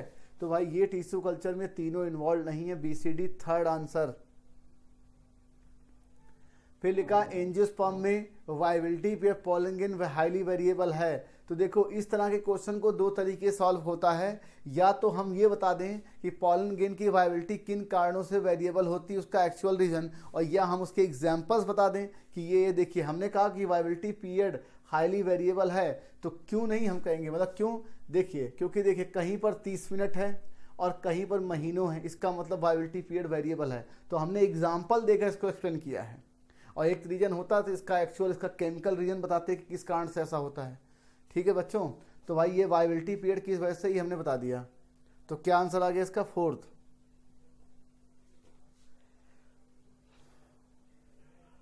अब देखिए which of the following hormones is response both milk ejection. तो मिल्क इजेक्शन और फीटस क्या हो जाएगा? ऑक्सीटोसिन। जब एक बार फुल्ली डेवलप्ड प्लेसेंटा से, ठीक है, और फीटस से आपका न्यूरो एंडोक्राइन मैकेनिज्म जो होता है वो आपका रिफ्लेक्स आता है बच्चे के निकलने का, तो जैसा ही हल्का सा यूट्रस में कॉन्ट्रैक्शन होता है तो ब्रेन को सिग्नल जाता है, मतलब पिट्यूटरी को, कि भैया ऑक्सीटोसिन चाहिए। तो ऑक्सीटोसिन का रोल है चाइल्ड बर्थ में, याद रखिएगा। तो फीटस रिफ्लेक्स में दोनों में इन्वॉल्व रिस्पॉन्सिबल है। तो मिल्क इजेक्शन रिफ्लेक्स में भी है और ये भी है। हालांकि ये ओरिजिनेट नहीं करता है, फीटल इजेक्शन रिफ्लेक्स ये ओरिजिनेट नहीं करता, उसमें इंड्यूस पार्टिसिपेट करता है। और प्रोलैक्टिन जो है ये मिल्क फॉर्मेशन के लिए है, ये मिल्क फॉर्मेशन के लिए है।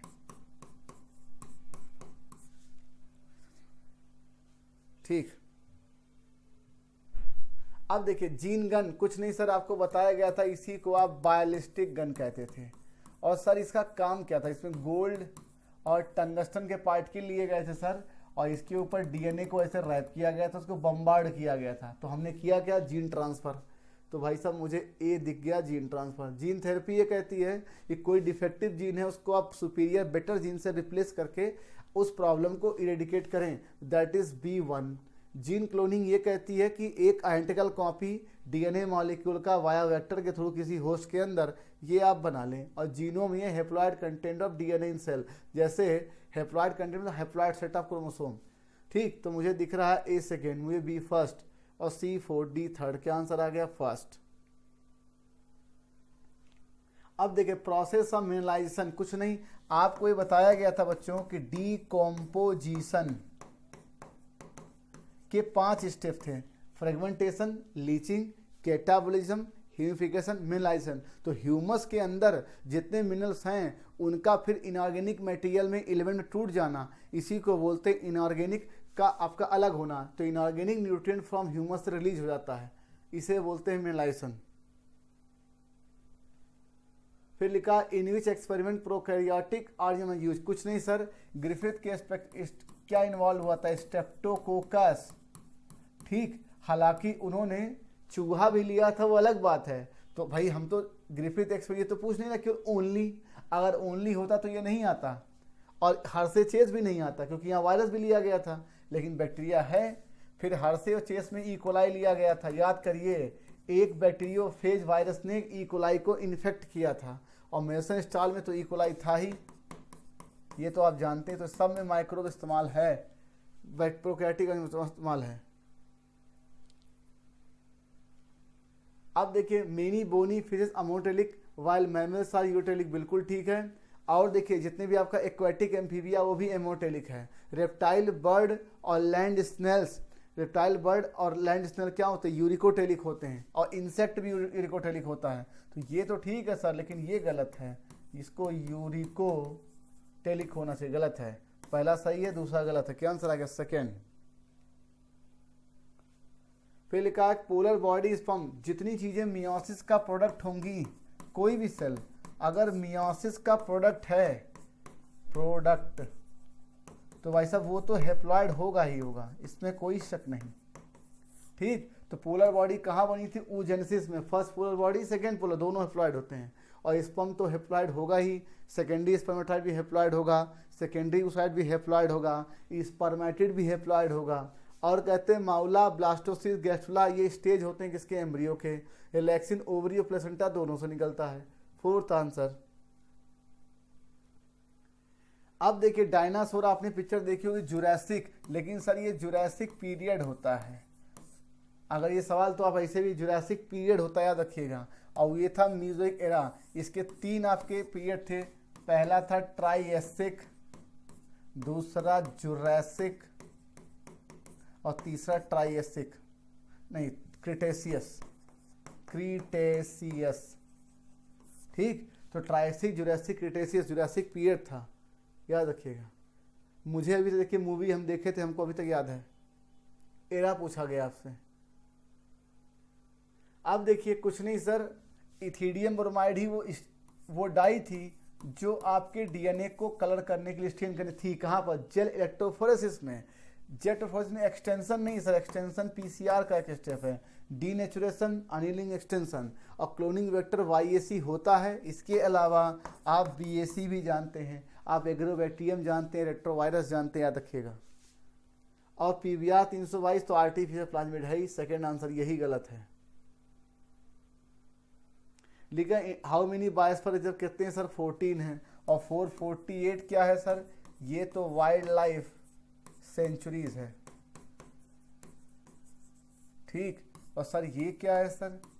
ये तो नेशनल पार्क है। और कमाल की बात देखिए, ये सब के सब हैं क्या? ये सब के सब इन सीटू कंजर्वेशन है। कुछ नहीं सर, ये क्या दिखा रहा है? ये मुझे ट्रांसक्रिप्शन दिखाई दे रहा है। ट्रांसक्रिप्शन, वो भी किसमें? बैक्टीरिया में, याद रखिएगा, दैट इज प्रोकैरियोटिक। तो सर पहला तो आपका इनिशिएशन, दूसरा इलॉन्गेशन, तीसरा टर्मिनेशन, ये तो ठीक है। और सर ये क्या है? ये आपका RNA पॉलीमरेज है, याद रखिएगा, RNA पॉलीमरेज। क्या आंसर आ गया? फोर्थ। कुछ नहीं, इस डायग्राम को ध्यान से देखिए, यहां पर आपके ऊपर प्लांट लिखा हुआ है, ठीक, और ये आपकी फंजाई दिख रही है,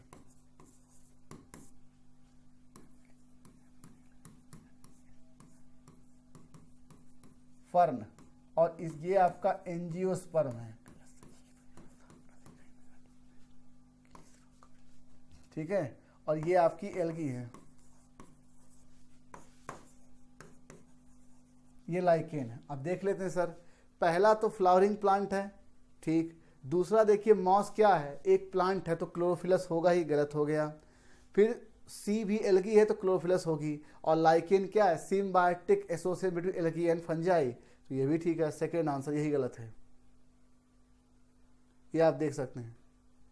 अब देखिए which of the following factors are known to affect Hardy Weinberg. Sir 5 factor बताए गए थे, उसमें जेनेटिक ड्रिफ्ट था, म्यूटेशन, नेचुरल सिलेक्शन, और इसके अलावा जीन माइग्रेशन था, जीन माइग्रेशन था, और उसके अलावा सेक्सुअल रिप्रोडक्शन या रिकॉम्बिनेशन कह सकते हैं, रिकॉम्बिनेशन था। इतनी चीजें थी, याद रखिएगा। ये देखिए इसमें लिखा हुआ है कि यहाँ पर आपके 5 factor, gene flow, genetic mutation और जेनेटिक रिकॉम्बिनेशन, नेचुरल सिलेक्शन। फिर लिखा कार्टिसॉल एंटी इन्फ्लेमेटरी होता, ठीक है, कार्टिसॉल स्टिमुलेट करता है आरबीसी प्रोडक्शन को, लेकिन डब्ल्यूबीसी को सप्रेस करता है। एल्डोस्टेरोन सोडियम और वाटर के रिएब्जॉर्प्शन को बढ़ाता है, लेकिन पोटेशियम और फॉस्फेट आयन को एक्सक्रीट करता है, एलिमिनेट करता है, ये ठीक है। एंड्रोगेनिक स्टेरॉयड होते हैं, जैसे कि आपका टेस्टोस्टेरोन, ये आपके ग्रोथ ऑफ एक्जियल है, प्यूबिक हेयर को बढ़ाते हैं, फीमेल और मेल दोनों में आप देख सकते हैं। सेकेंड आंसर लिखा है T4 मतलब थायरॉक्सिन, ये आपका थायराइड हो गया। PTH पैराथायरॉयड में, ये पैराथायरॉयड हो गया। GnRH, अब देखो GnRH से ये भी मैच कर सकता है, ये भी, क्योंकि ये इस पे काम करता है, ठीक है, और ये इससे निकलता है, तो हमने C से, लेकिन LH जो है वो इसी से निकलता है। तो भाई साहब क्या आ गया, A second, B fourth, C first, D third. क्योंकि क्वेश्चन का जो फॉर्मेट है वो इस बात पे है कि कौन कौन से हार्मोन किससे निकलते हैं। Second answer A second, B fourth, C first, D third. अब देखिए in all plants endosperm is formed after fertilisation. पहली बात, सारे प्लांट्स में एंडोस्पर्म बनता ही नहीं, और अगर हम जिन पौधों में बनता, अगर उसकी हम बात भी करें तो आफ्टर फर्टिलाइजेशन में, जिम्नोस्पर्म बिफोर फर्टिलाइजेशन बनता, तो भी गलत हो गया। सभी पौधों में सीड नहीं बनता, इससे भी गलत है, और आफ्टर फर्टिलाइजेशन नहीं, एपोमेक्सिस में बिना फर्टिलाइजेशन के बन जाता है, तो भी गलत है। ब्रायोफाइटा में लीवरवर्ट और मॉस होते हैं सर, पहली बात। और देखिए जो आपका लीवरवर्ट होता है बच्चों, उसके 2 टाइप होते हैं, एक थैलॉइड लीवरवर्ट और एक होती है लीफी लीवरवर्ट, ठीक। तो जो प्रिमिटिव मेंबर होते हैं, इनिशियल मेंबर होते हैं इवोल्यूशन में, वो थैलॉइड होते हैं, और जो आपके एडवांस लीवरवर्ट होते हैं क्या होते हैं, लीफी। तो सभी लीवरवर्ट में टिनी लीफ लाइक अपेंडेज, तो ये भी गलत है। तो क्या क्या गलत है, सब गलत है सर। अब देखिए मोनोकाट लीफ में आपको पता था, ये मोनोकाट लीफ है मान लीजिए, ठीक, मोनोकाट लीफ है, और अगर मैं इस पत्ती को एक्सपोज रखूं तो पानी इससे निकलना शुरू हो जाएगा इवापोरेशन से। तो अगर वाटर की स्ट्रेस कंडीशन है तो पौधा कभी नहीं चाहेगा कि पानी इससे निकले, पानी कंजर्व रहे, इसमें रिटेन रहे। तो उसके लिए क्या हुआ, आपने पढ़ा होगा कि इवापोरेशन जो होता है सरफेस एरिया की प्रॉपर्टी होता है। जैसे आपने कपड़ा फैलाने जाते हैं तो आप कपड़ा पूरा डोरी फैला के, ऐसे नहीं मोड़ के आते हैं, मोड़ के आएंगे, देखेंगे ऊपर ऊपर सूखेगा, अंदर नहीं सूखेगा, क्योंकि इवापोरेशन, पानी आप चाहते हैं अपने कपड़े से निकल जाए, तो सरफेस एरिया की प्रॉपर्टी होती है। तो अगर किसी कारणवश मैं इस पत्ती को फोल्ड कर दूं, मोड़ दूं, तो जाहिर सी बात है इवापोरेशन घट जाएगा। तो वुली फॉर्म से यही करती है कि जब पानी कमी होती है तो वो हो जाती है फ्लैसिड, और जैसे फ्लैसिड होगी तो वो पत्ती को ऐसे मोड़ देती है, इनवर्ड कूलिंग कर देती है। तो इसने किया क्या, कंजर्विंग वाटर किया, वाटर कंजर्वेशन किया, स्ट्रेस कंडीशन में किया।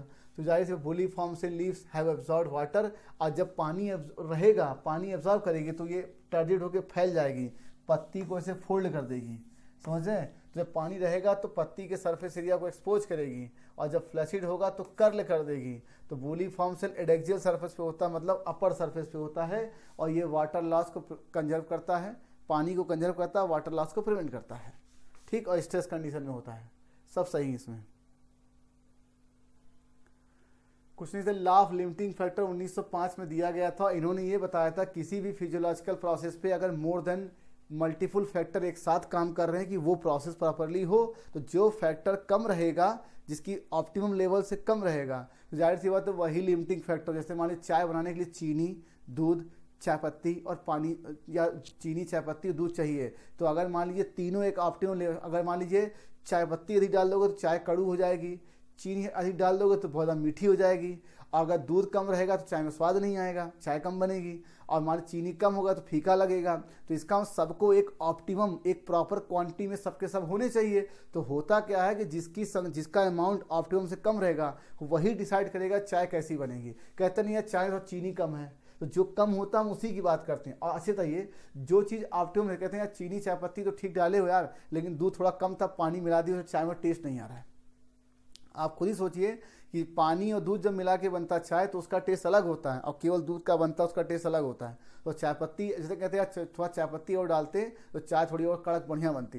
तो जो चीज़ कम रहती है उसी की बात होती है। तो यही आप लिमिटिंग फैक्टर है कि भैया जिस फैक्टर कम रहेगा वही डिसाइड करेगा कितना फूड होगा और कितना नहीं। First answer. अब देखिए RQ कुछ नहीं सर, बताया क्या गया था आपको कि सर अगर हम कार्बोहाइड्रेट लेंगे, कार्बोहाइड्रेट तो 1 होगा, और अगर मैं लिपिड लूँगा तो सर लेस देन 1 होगा। ऑर्गेनिक एसिड लूँगा, ऑर्गेनिक एसिड तो ग्रेटर देन 1 होगा, और अगर एल्कोहलिक फर्मेंटेशन होगा तो सर ये इनफाइनाइट होगा, और अगर लैक्टिक एसिड फर्मेंटेशन होगा, फर्मेंटेशन, तो सर ये 0 होगा। तो इससे आपने क्या सीखा कि जो RQ होता है वो डिपेंड इस बात पे करता है कि उसका सबस्ट्रेट क्या है। ये लिपिड भी हो सकता है सर, और ये प्रोटीन भी ले सकते हैं हम, ठीक। तो RQ 1 हो सकता है, लेस देन 1 हो सकता है, मोर देन 1 हो सकता है, 0 हो सकता है, इनफाइनाइट हो सकता है। तो ये मुझे क्या दिख रहा है सर, या तो मैं इसको ग्लूकोज मान लूँ, और या तो मैं इसको फ्रक्टोज मान लूँ, और या मैं इसको मैनोज मान लूँ, और या मैं इसको गैलेक्टोज मान लूँ। सब के सब हेक्सोज शुगर है, याद रखिएगा, ग्लूकोज, फ्रक्टोज, मैनोज, गैलेक्टोज। तो ये इसका कितना आ जाएगा 1। अब देखिए CNS सबसे पहले ये किया गया कि जो न्यूरल सिस्टम है, न्यूरल सिस्टम ह्यूमन का, उसको 2 में बांटा गया है। एक आपका सेंट्रल नर्वस सिस्टम, एक peripheral nervous system. Central nervous system में ब्रेन है और स्पाइनल कॉर्ड है, 2 चीजें। इसमें है आपके एफरेंट और इफरेंट नर्व्स होती हैं, याद रखिएगा, ठीक है। तो भाई इससे पूछा गया ये दोनों होंगे बोथ, और ये दोनों किसमें होंगे, ये पेरिफेरल नर्वस सिस्टम में, याद रखिएगा।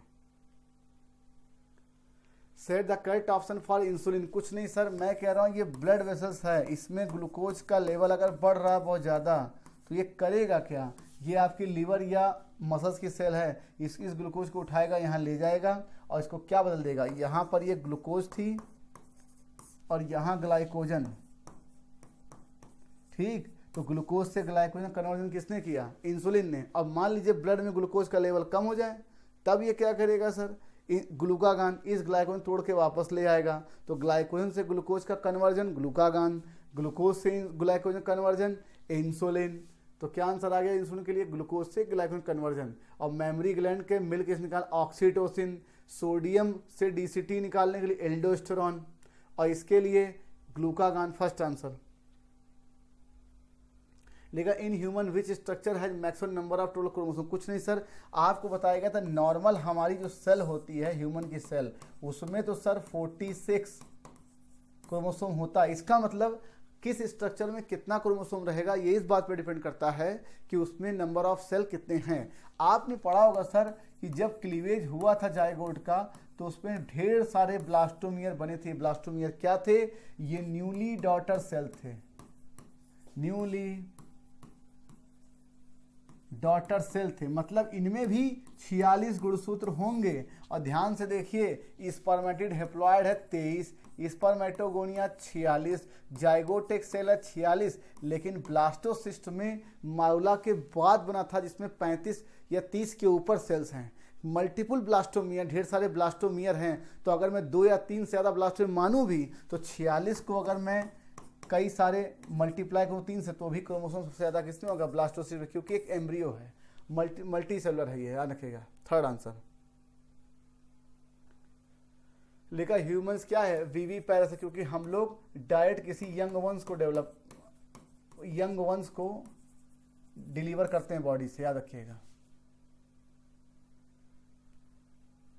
अब देखिए टेस्ट क्रॉस क्या बताया गया था कि हेट्रोजाइगस पेरेंट, हेट्रोजाइगस डोमिनेंट को होमोजाइगस रिसेसिव से कराना, ये होता है टेस्ट क्रॉस, यही टेस्ट क्रॉस होता है। ठीक, ये टेस्ट क्रॉस है। तो अब देख लेते हैं, ये हेट्रोजाइगस है, ये हेट्रोजाइगस है, ये है, और इसको मैंने कराया किससे, होमोजाइगस से कराया है। तो ये सब के सब टेस्ट क्रॉस है, दैट इज फोर्थ आंसर। और सब में रेशियो 50-50 आएगा। अब देखिए ये आपको याद करना पड़ेगा, पहला तो सर फिनाइलिन है, दूसरा टायरोसिन है, हिस्टीडीन है, और ये ग्लूटामिन है, ये एस्पाराजिन है, ये लाइसिन है। क्या आंसर आ गया, पहला। अब बहुत से बच्चे मुझसे ये कहेंगे कि सर ये चार्ट कैसे याद हो। बहुत से बच्चों की शिकायत मुझसे आए दिन कभी कभी कहते हैं कि सर ये चार्ट कैसे याद हो। तो मैंने उनसे कहा कि जब तक सवाल नहीं आ रहा था तब तक हम लोग भी टेस्ट में सवाल ज़्यादा पूछते नहीं थे इससे, लेकिन 22 में क्वेश्चन आया था, इसलिए कभी भी सवाल आ सकता। और यही है नेचुरल सिलेक्शन की थ्योरी, जो सब नहीं कर रहे हैं अगर वो आप कर रहे हो तो जाहिर सी बात है आपके अंदर परिस्थितियों में बदलाव की वजह से रेजिस्टेंस पहले से, मान लीजिए इस साल सवाल आ गया और जिन बच्चों का ये चार्ट ये तैयार रहेगा उनका एक सवाल सही हो जाएगा। और आप जान सकते हैं कि एक सवाल कितना महत्व रखता है। एक नंबर, सेम नंबर पे 500-600 रैंक का डिफरेंस होता है, एक नंबर पे 2000-2500 का डिफरेंस होता है। तो आप 5 नंबर से उस सिलेक्शन से बहुत दूर हो जाएंगे। तो यही नेचुरल सिलेक्शन कहता है, डार्विन थ्योरी यही कहती है कि एक दिए गए हैबिटेट में हर जो विद्यार्थी पहले से जिसके अंदर तैयारी रहती है रेजिस्टेंस, उसी का नेचुरल सिलेक्शन होता है, याद रखिएगा। ठीक है, और एक बात बताइए, मान लीजिए बच्चों ये सवाल अगर आपका गलत हो गया तो आज आपने, वैसे तो आप डेली बहाना करते हो सर आएगा नहीं, पढ़ूंगा नहीं, ठीक, क्या जरूरत है पढ़ने की। बहुत से बच्चे कहते हैं सर कभी आएगा नहीं, आप क्या कर रहे हैं, अनुमान लगा रहे हैं। तो भविष्य आपने देखा नहीं है, ठीक, और जो बीत गया वो आप बदल नहीं सकते। वर्तमान आपके हाथ में ये पेपर, अगर आज आपका गलत हुआ है तो इतना तो है कि इन 6 एमिनो एसिड का कोडान आपका तैयार हो गया, अगले पेपर में 4 कोडान और मिलेंगे, फिर तैयार होगा। तो अगर आपने सिर्फ पेपर को ही टारगेट बना लिया कि मैं पेपर के कोडान तैयार कर लूँ, तो आप देखिए मैं हर पेपर में 1 कोडान दे रहा हूँ एटलीस्ट हर एफएसटी में, तो धीरे धीरे करके आपका वो रिवाइज होता जाएगा, फ्लो में आ जाएगा, फिर आपका तैयार हो जाएगा। बात को समझिए। और दूसरी चीज़, और मान लीजिए अगर आपका आज ये सवाल गलत हुआ है तो इसी बहाने कम से कम आपको इस बात का एहसास तो हुआ कि हाँ यार कोडान भी मुझे तैयार करना है। बात को समझिए, संकट का जन्म है कौशल का जन्म, अपने आप को बदलने का। बात को समझिए, अगर आपने अपने आप को बदल लिया तो वो सारे बच्चे, देश के लाखों बच्चों जो बहाना कर रहे हैं, एक्सक्यूज दे, क्या आएगा, ये तो आएगा नहीं, अरे पढ़ने की क्या ज़रूरत है, तो उनसे आप आगे निकल गए। बात को समझिए, और जो अपने अंदर बदलाव लाता है वही आगे बढ़ता है, यही सच्चाई है। बात को समझिए, ठीक है। तो फर्स्ट आंसर। फिर लिखा send the correct option for lac operon. कुछ नहीं सर, लैक ओपेरान में पहली बात तो सर ये इंड्यूसिबल है, याद रखिए, ड्यू टू इंड्यूसर। दूसरी चीज में रेगुलेटरी जीन होती है आई, जो कि लगातार रिप्रेसर बनाती है, इंड्यूसिबल है लैक्टोज की वजह से, निगेटिव रेगुलेशन है क्योंकि रिप्रेसर रेगुलेट कर रहा है। याद रखिए, जब रिप्रेसर किसी ओपेरान को रेगुलेट करता है उसको बोलते हैं निगेटिव रेगुलेशन, और जब एक्टिवेटर करेगा तो बोलेगा पॉजिटिव रेगुलेशन, और पॉजिटिव रेगुलेशन आपके कोर्स में नहीं है सर। Fourth answer. अब इस क्वेश्चन को समझिए, एनसीईआरटी ने आपसे पूछा है, एनसीईआरटी ने, देखिए ध्यान से देखिए, यहां पर आपके एनसीईआरटी ने आपसे पूछा है कि do you believe that ideal parasites should be able to thrive within the host without harming it, then why did not natural selection lead to the evolution of such totally harmless parasite? कहते क्या आप ऐसा मान सकते हैं कि कोई ऐसा पैरासाइट भी हो और अपने होस्ट को नुकसान भी ना करे, और अगर ऐसा है तो क्यों नहीं नेचुरल सिलेक्शन इनके फेवर में हुआ? वही एक क्वेश्चन है, इसी को मैंने उठाया है और आपको दे दिया। जहां आपकी नज़र नहीं पहुंच रही है बच्चों, आज के पेपर में देखा होगा बहुत सारे सवाल आपके एक्सरसाइज से मिल रहे हैं, आपको एनसीईआरटी ने जो सवाल आपसे पूछा है जिससे आपको मतलब नहीं होता, आप बस याद करके चले आते हो, ठीक है। और जहाँ जहाँ चीज़ें हैं तो ये कहना ये चाहते हैं कि अगर जो जैसा था जैसा इवाल्व हुआ, जैसे मैं कोई जीव है वो पैरासाइट के रूप में इवाल्व हुआ, अगर उसने अपना पैरासाइटिक बिहेवियर छोड़ दिया, वो कॉमेंसलिज्म बन गया, तो क्या गारंटी है कि उसका नेचुरल सिलेक्शन भविष्य में होगा कि नहीं। इसलिए जो पैरासाइट था वो बना रहा। और इसका रीज़न ये है कि एक पैरासाइट जब किसी होस्ट को इन्फेक्ट करता है तो वो इसी तरीके से इन्फेक्ट करता है कि वो उसे तत्काल ना मार दें।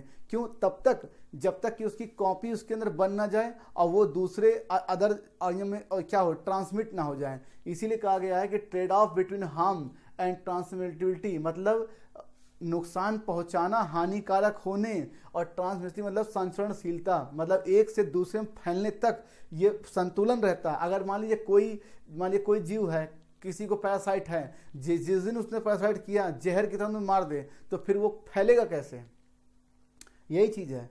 और and the need for parasites to exploit the host for survival, यहाँ पर एक्सप्लॉइटेशन होता है कि मतलब हम रहेंगे तुम्हारे साथ ही और फायदा भी तुमसे लेंगे और अपना ग्रोथ तो हम करेंगे ही। ऐसा नहीं जैसे, इसीलिए आप देखिए कभी भी प्रेटर ऐसा नहीं कि अपने सारे प्रे को एक ही दिन में खत्म कर देगा, अगर उसको खत्म कर देगा तो खुद भी खत्म हो जाएगा। इसीलिए कहते हैं कि ट्रांसमिसिबिलिटी मतलब एक होस्ट से दूसरे होस्ट में फैलने की और उसको हानिकारक पहुंचाने के बीच में संतुलन होता है, और ये बहुत जरूरी पैरासाइट के एवोल्यूशन के लिए। ठीक, और if A parasite become completely harmless it would essentially stop being, अगर मान लीजिए हार्मलेस हो गया तो फिर ये पैरासाइट रहेगा नहीं। ठीक, तो कॉमेंसल ऑर्गेनिज्म मतलब कॉमेंसल हो जाएगा, दैट इज +0, मतलब इसको फायदा तो हो रहा है लेकिन होस्ट को कोई नुकसान नहीं, leading to its own decline, मतलब अगर ऐसा होता है तो पैरासाइट ना हो जाए कि कॉमेंसलिज्म हो जाएगा तो ये खुद ही खत्म हो जाएगा। बात को समझिए, इसलिए ऐसा हुआ नहीं। दैट इज ये करेक्ट एक्सप्लेनेशन है, फोर्थ आंसर। फिर लिखा इन कॉकरोच विच स्ट्रक्चर। अब देखिए एक होता है होमोलोगस, एक होता है एनालोगस, दो अलग अलग फाइलम के चीज़ों को कंपेयर करोगे तो बोलोगे एनालोगस। जैसे हम अपने दांतों से क्या करते हैं, अपने खाने को फूड पार्टिकल को क्रश करते चबाते हैं, क्रश करते हैं स्मॉल पार्टिकल, वैसे ही गिजड़ करती है।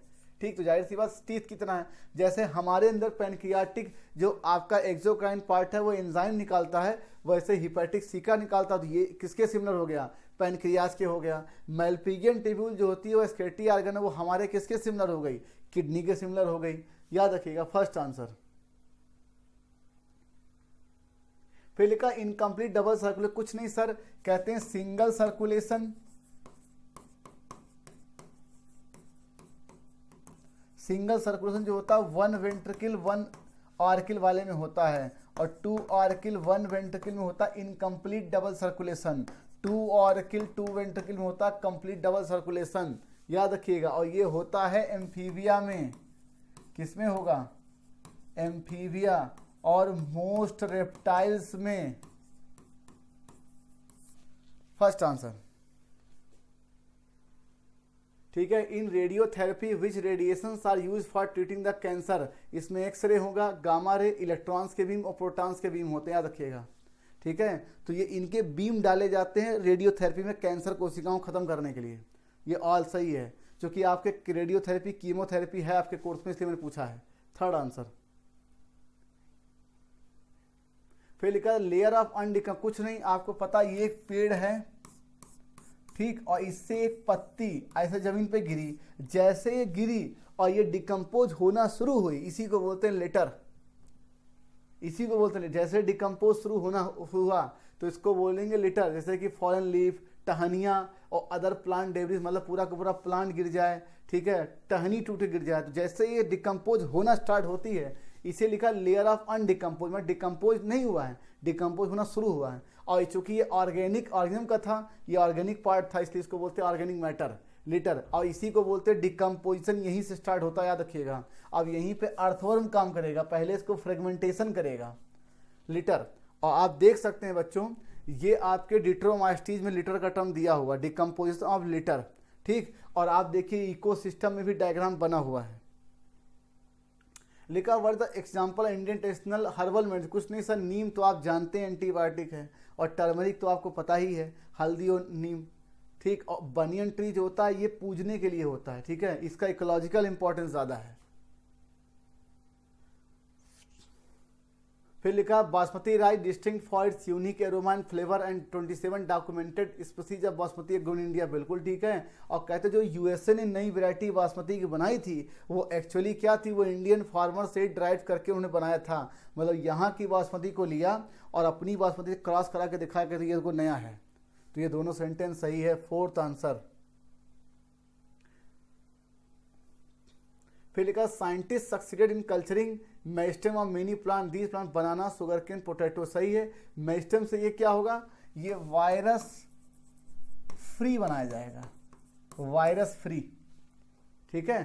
क्योंकि जो मेरिस्टेमेटिक सेल की रेट ऑफ डिवीजन होती है वो वायरस के मल्टीप्लिकेशन से फास्ट होती है। मतलब जब तक वायरस किसी दूसरी सेल में पहुंचेगा, उसको उसके जेनेटिक मटेरियल को कैप्चर करेगा अपनी कॉपी, उससे पहले अगली सेल वो डिवाइड कर जाती है। ठीक वैसे ही है, जैसे आप किसी मेट्रो स्टेशन में बैठे और ऑटो स्विच, ऑटो दरवाजा जब खुलता अपने आप तो आप खड़े हैं और अभी आप सोच रहे हैं कि अंदर घुसें या ना घुसें, तो आपके कदम बढ़ाने और दरवाज़ा बंद होने में अगर आपका मान लीजिए आप स्लो हैं, वो फास्ट है, तो आप बैठ नहीं पाएंगे, मेट्रो चली जाती है। ये ठीक वैसे ही कि मेरिस्टेमेटिक सेल जो होती है बहुत तेज़ी से डिवाइड करती है और वायरस उससे कम स्पीड से डिवाइड करता है, इसलिए उसको इन्फेक्ट नहीं कर पाता है।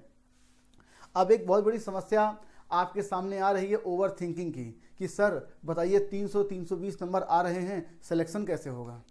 कुछ बच्चे कह रहे हैं सर हमारा 300 के ऊपर नहीं, सिलेक्शन कैसे होगा। तो मैं उन बच्चों से एक ही बात कहना चाह रहा हूं कि अभी आपके एग्ज़ाम में काफ़ी टाइम है, आप अभी 300 ला रहे हैं और जो पेपर आपका हो रहा है उसके सारे सवाल अगर आपके तैयार हैं तो आप डे बाय डे अलग अलग जब पेपर आप देते जाएंगे, जैसे सबका टेस्ट बढ़ता जाएगा तो आपका ज्ञान बढ़ेगा, आपकी स्पीड बढ़ेगी, आपका सब्जेक्ट पकड़ बढ़ेगा, तो आपके नंबर इंप्रूव होने लगेंगे।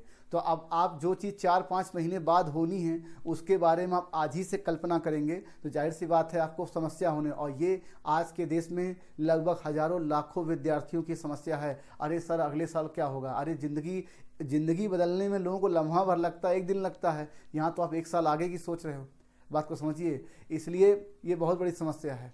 तो ओवर थिंकिंग से बचिए। आज लगभग हर दूसरा या तीसरा बच्चा तैयारी में ओवर थिंकिंग से परेशान। सर सिलेक्शन नहीं हुआ तो घर वालों कैसे फेस करेंगे, सर ये नहीं हुआ तो कैसे करेंगे। मतलब वो जितनी बातें सोच रहे हैं ये ना हुआ तो कैसे होगा, वो ये नहीं सोच रहे हैं कि ये चीज़ मैंने करके दिखाना है तो क्या होगा। और दूसरी समस्या आज के बहुत सारे बच्चों की है कि सर उसकी रैंक इतनी आ रही, हमारी रैंक इतनी नहीं आ रही। हमको लगता है हम ज़्यादा पढ़ते हैं, वो हमसे कम पढ़ता, उसकी रैंक इतनी आ रही उतनी नहीं आ रही है। तो बच्चों किसी से आप कंपेयर मत करिए। हो सकता हो इस टेस्ट में उसके नंबर कम आए हों, आपके ज़्यादा आए हों, अगले टेस्ट में आप अच्छा कर ले जाएंगे, वो कम है, कुछ महीने बाद आप ज़्यादा इम्प्रूव कर ले जाएंगे, वो कम, तो आप आगे निकल जाएंगे। और दूसरी चीज़, किसी की नंबर, किसी बच्चे का, किसी का नंबर, किसी का रैंक कुछ भी आता हो, आप जब सिलेक्ट होंगे तो अकेले ही सिलेक्ट होंगे। सबसे बड़ा भ्रम, बच्चों को लगता है उसकी रैंक इतनी आ रही है, उतनी रैंक कितनी आ रही है, वो ज़्यादा पढ़ रहा है। अरे जब आप सेलेक्ट होगे तो एक ही सीट लॉक करोगे, आप पूरे मोहल्ले भर का सीट नहीं लॉक करोगे या सारे बच्चों को लेकर के, तो आप केवल एक ही सीट की दावेदारी की तैयारी कर रहे हो। तो दूसरी समस्या ये, और तीसरी समस्या ये आ रही है कि अब तो थोड़ा ठंड का मौसम है, मौसम चेंज हो रहा है, तो कुछ बच्चों को प्रॉब्लम हो जाएगी, सर मुझे बुखार हो गया, अरे सर जुकाम हो गया, तो उनसे पढ़ नहीं पा रहे हैं। तो जुकाम होगा, बुखार होगा, ये तो आएगा ही। और बहुत लोग, ऐसा नहीं है, जो लोग सेलेक्ट हुए उन्हें भी जुकाम बुखार हुआ था। बहुत से बच्चे तैयारी करने वाले उनको चेचक हो जाता है, तो उनका 10-15 दिन चला जाता है। तो दर्द होता रहे, बुखार होता रहे, जुकाम होता रहे। आप एक बात समझ लीजिए, आप इस जुकाम, बुखार और दर्द जो आपके जीवन में तकलीफ़ें हैं, उनके चक्कर में अपने माइंड पर इसको लोड देंगे और निगेटिविटी लाएंगे, तो ये बुखार और जो जुकाम है 2-3 दिन में ठीक हो जाएंगे, लेकिन इसके चक्कर में जो आपने समय लॉस किया वो लौट के नहीं आएगा। तो बुखार होता रहे, दर्द होता रहे, जुकाम होता रहे, सफलता आपका इंतजार नहीं करेगी। कुछ देर के बाद आपका पेन खत्म हो जाएगा, दर्द खत्म हो जाएगा जीवन से, कुछ देर के बाद आपका बुखार ठीक हो जाएगा, कुछ देर के बाद आपका चेचक भी ठीक हो जाएगा, लेकिन जो आपने समय लॉस कर दिया उसके चक्कर में आपकी सफलता इंतजार नहीं करेगी। बात को समझिए। इसलिए बुखार होता रहे, दर्द होता रहे, जुकाम होता रहे, ये बहुत बड़ी समस्या हो रही है बच्चों को। तो एक तो ओवर थिंकिंग की हो रही है और एक आपको इन चीज़ों की हो रही है। नंबर नहीं बढ़ रहा है, नंबर नहीं घट रहा है। और जो मैंने बताया कि संकट का जन्म है अवसर का जन्म अपने आप को बदलने का, आप उस एक सवाल को ही बना लो कि हर पेपर में इतने सवाल जो आएंगे हम उस जेनेटिक कोड को तैयार कर लेंगे तो हमारी तैयारी हो जाएगी। ठीक है बच्चों, तो मिलते हैं हम लोग अगले सेशन में। Thank you for watching the video.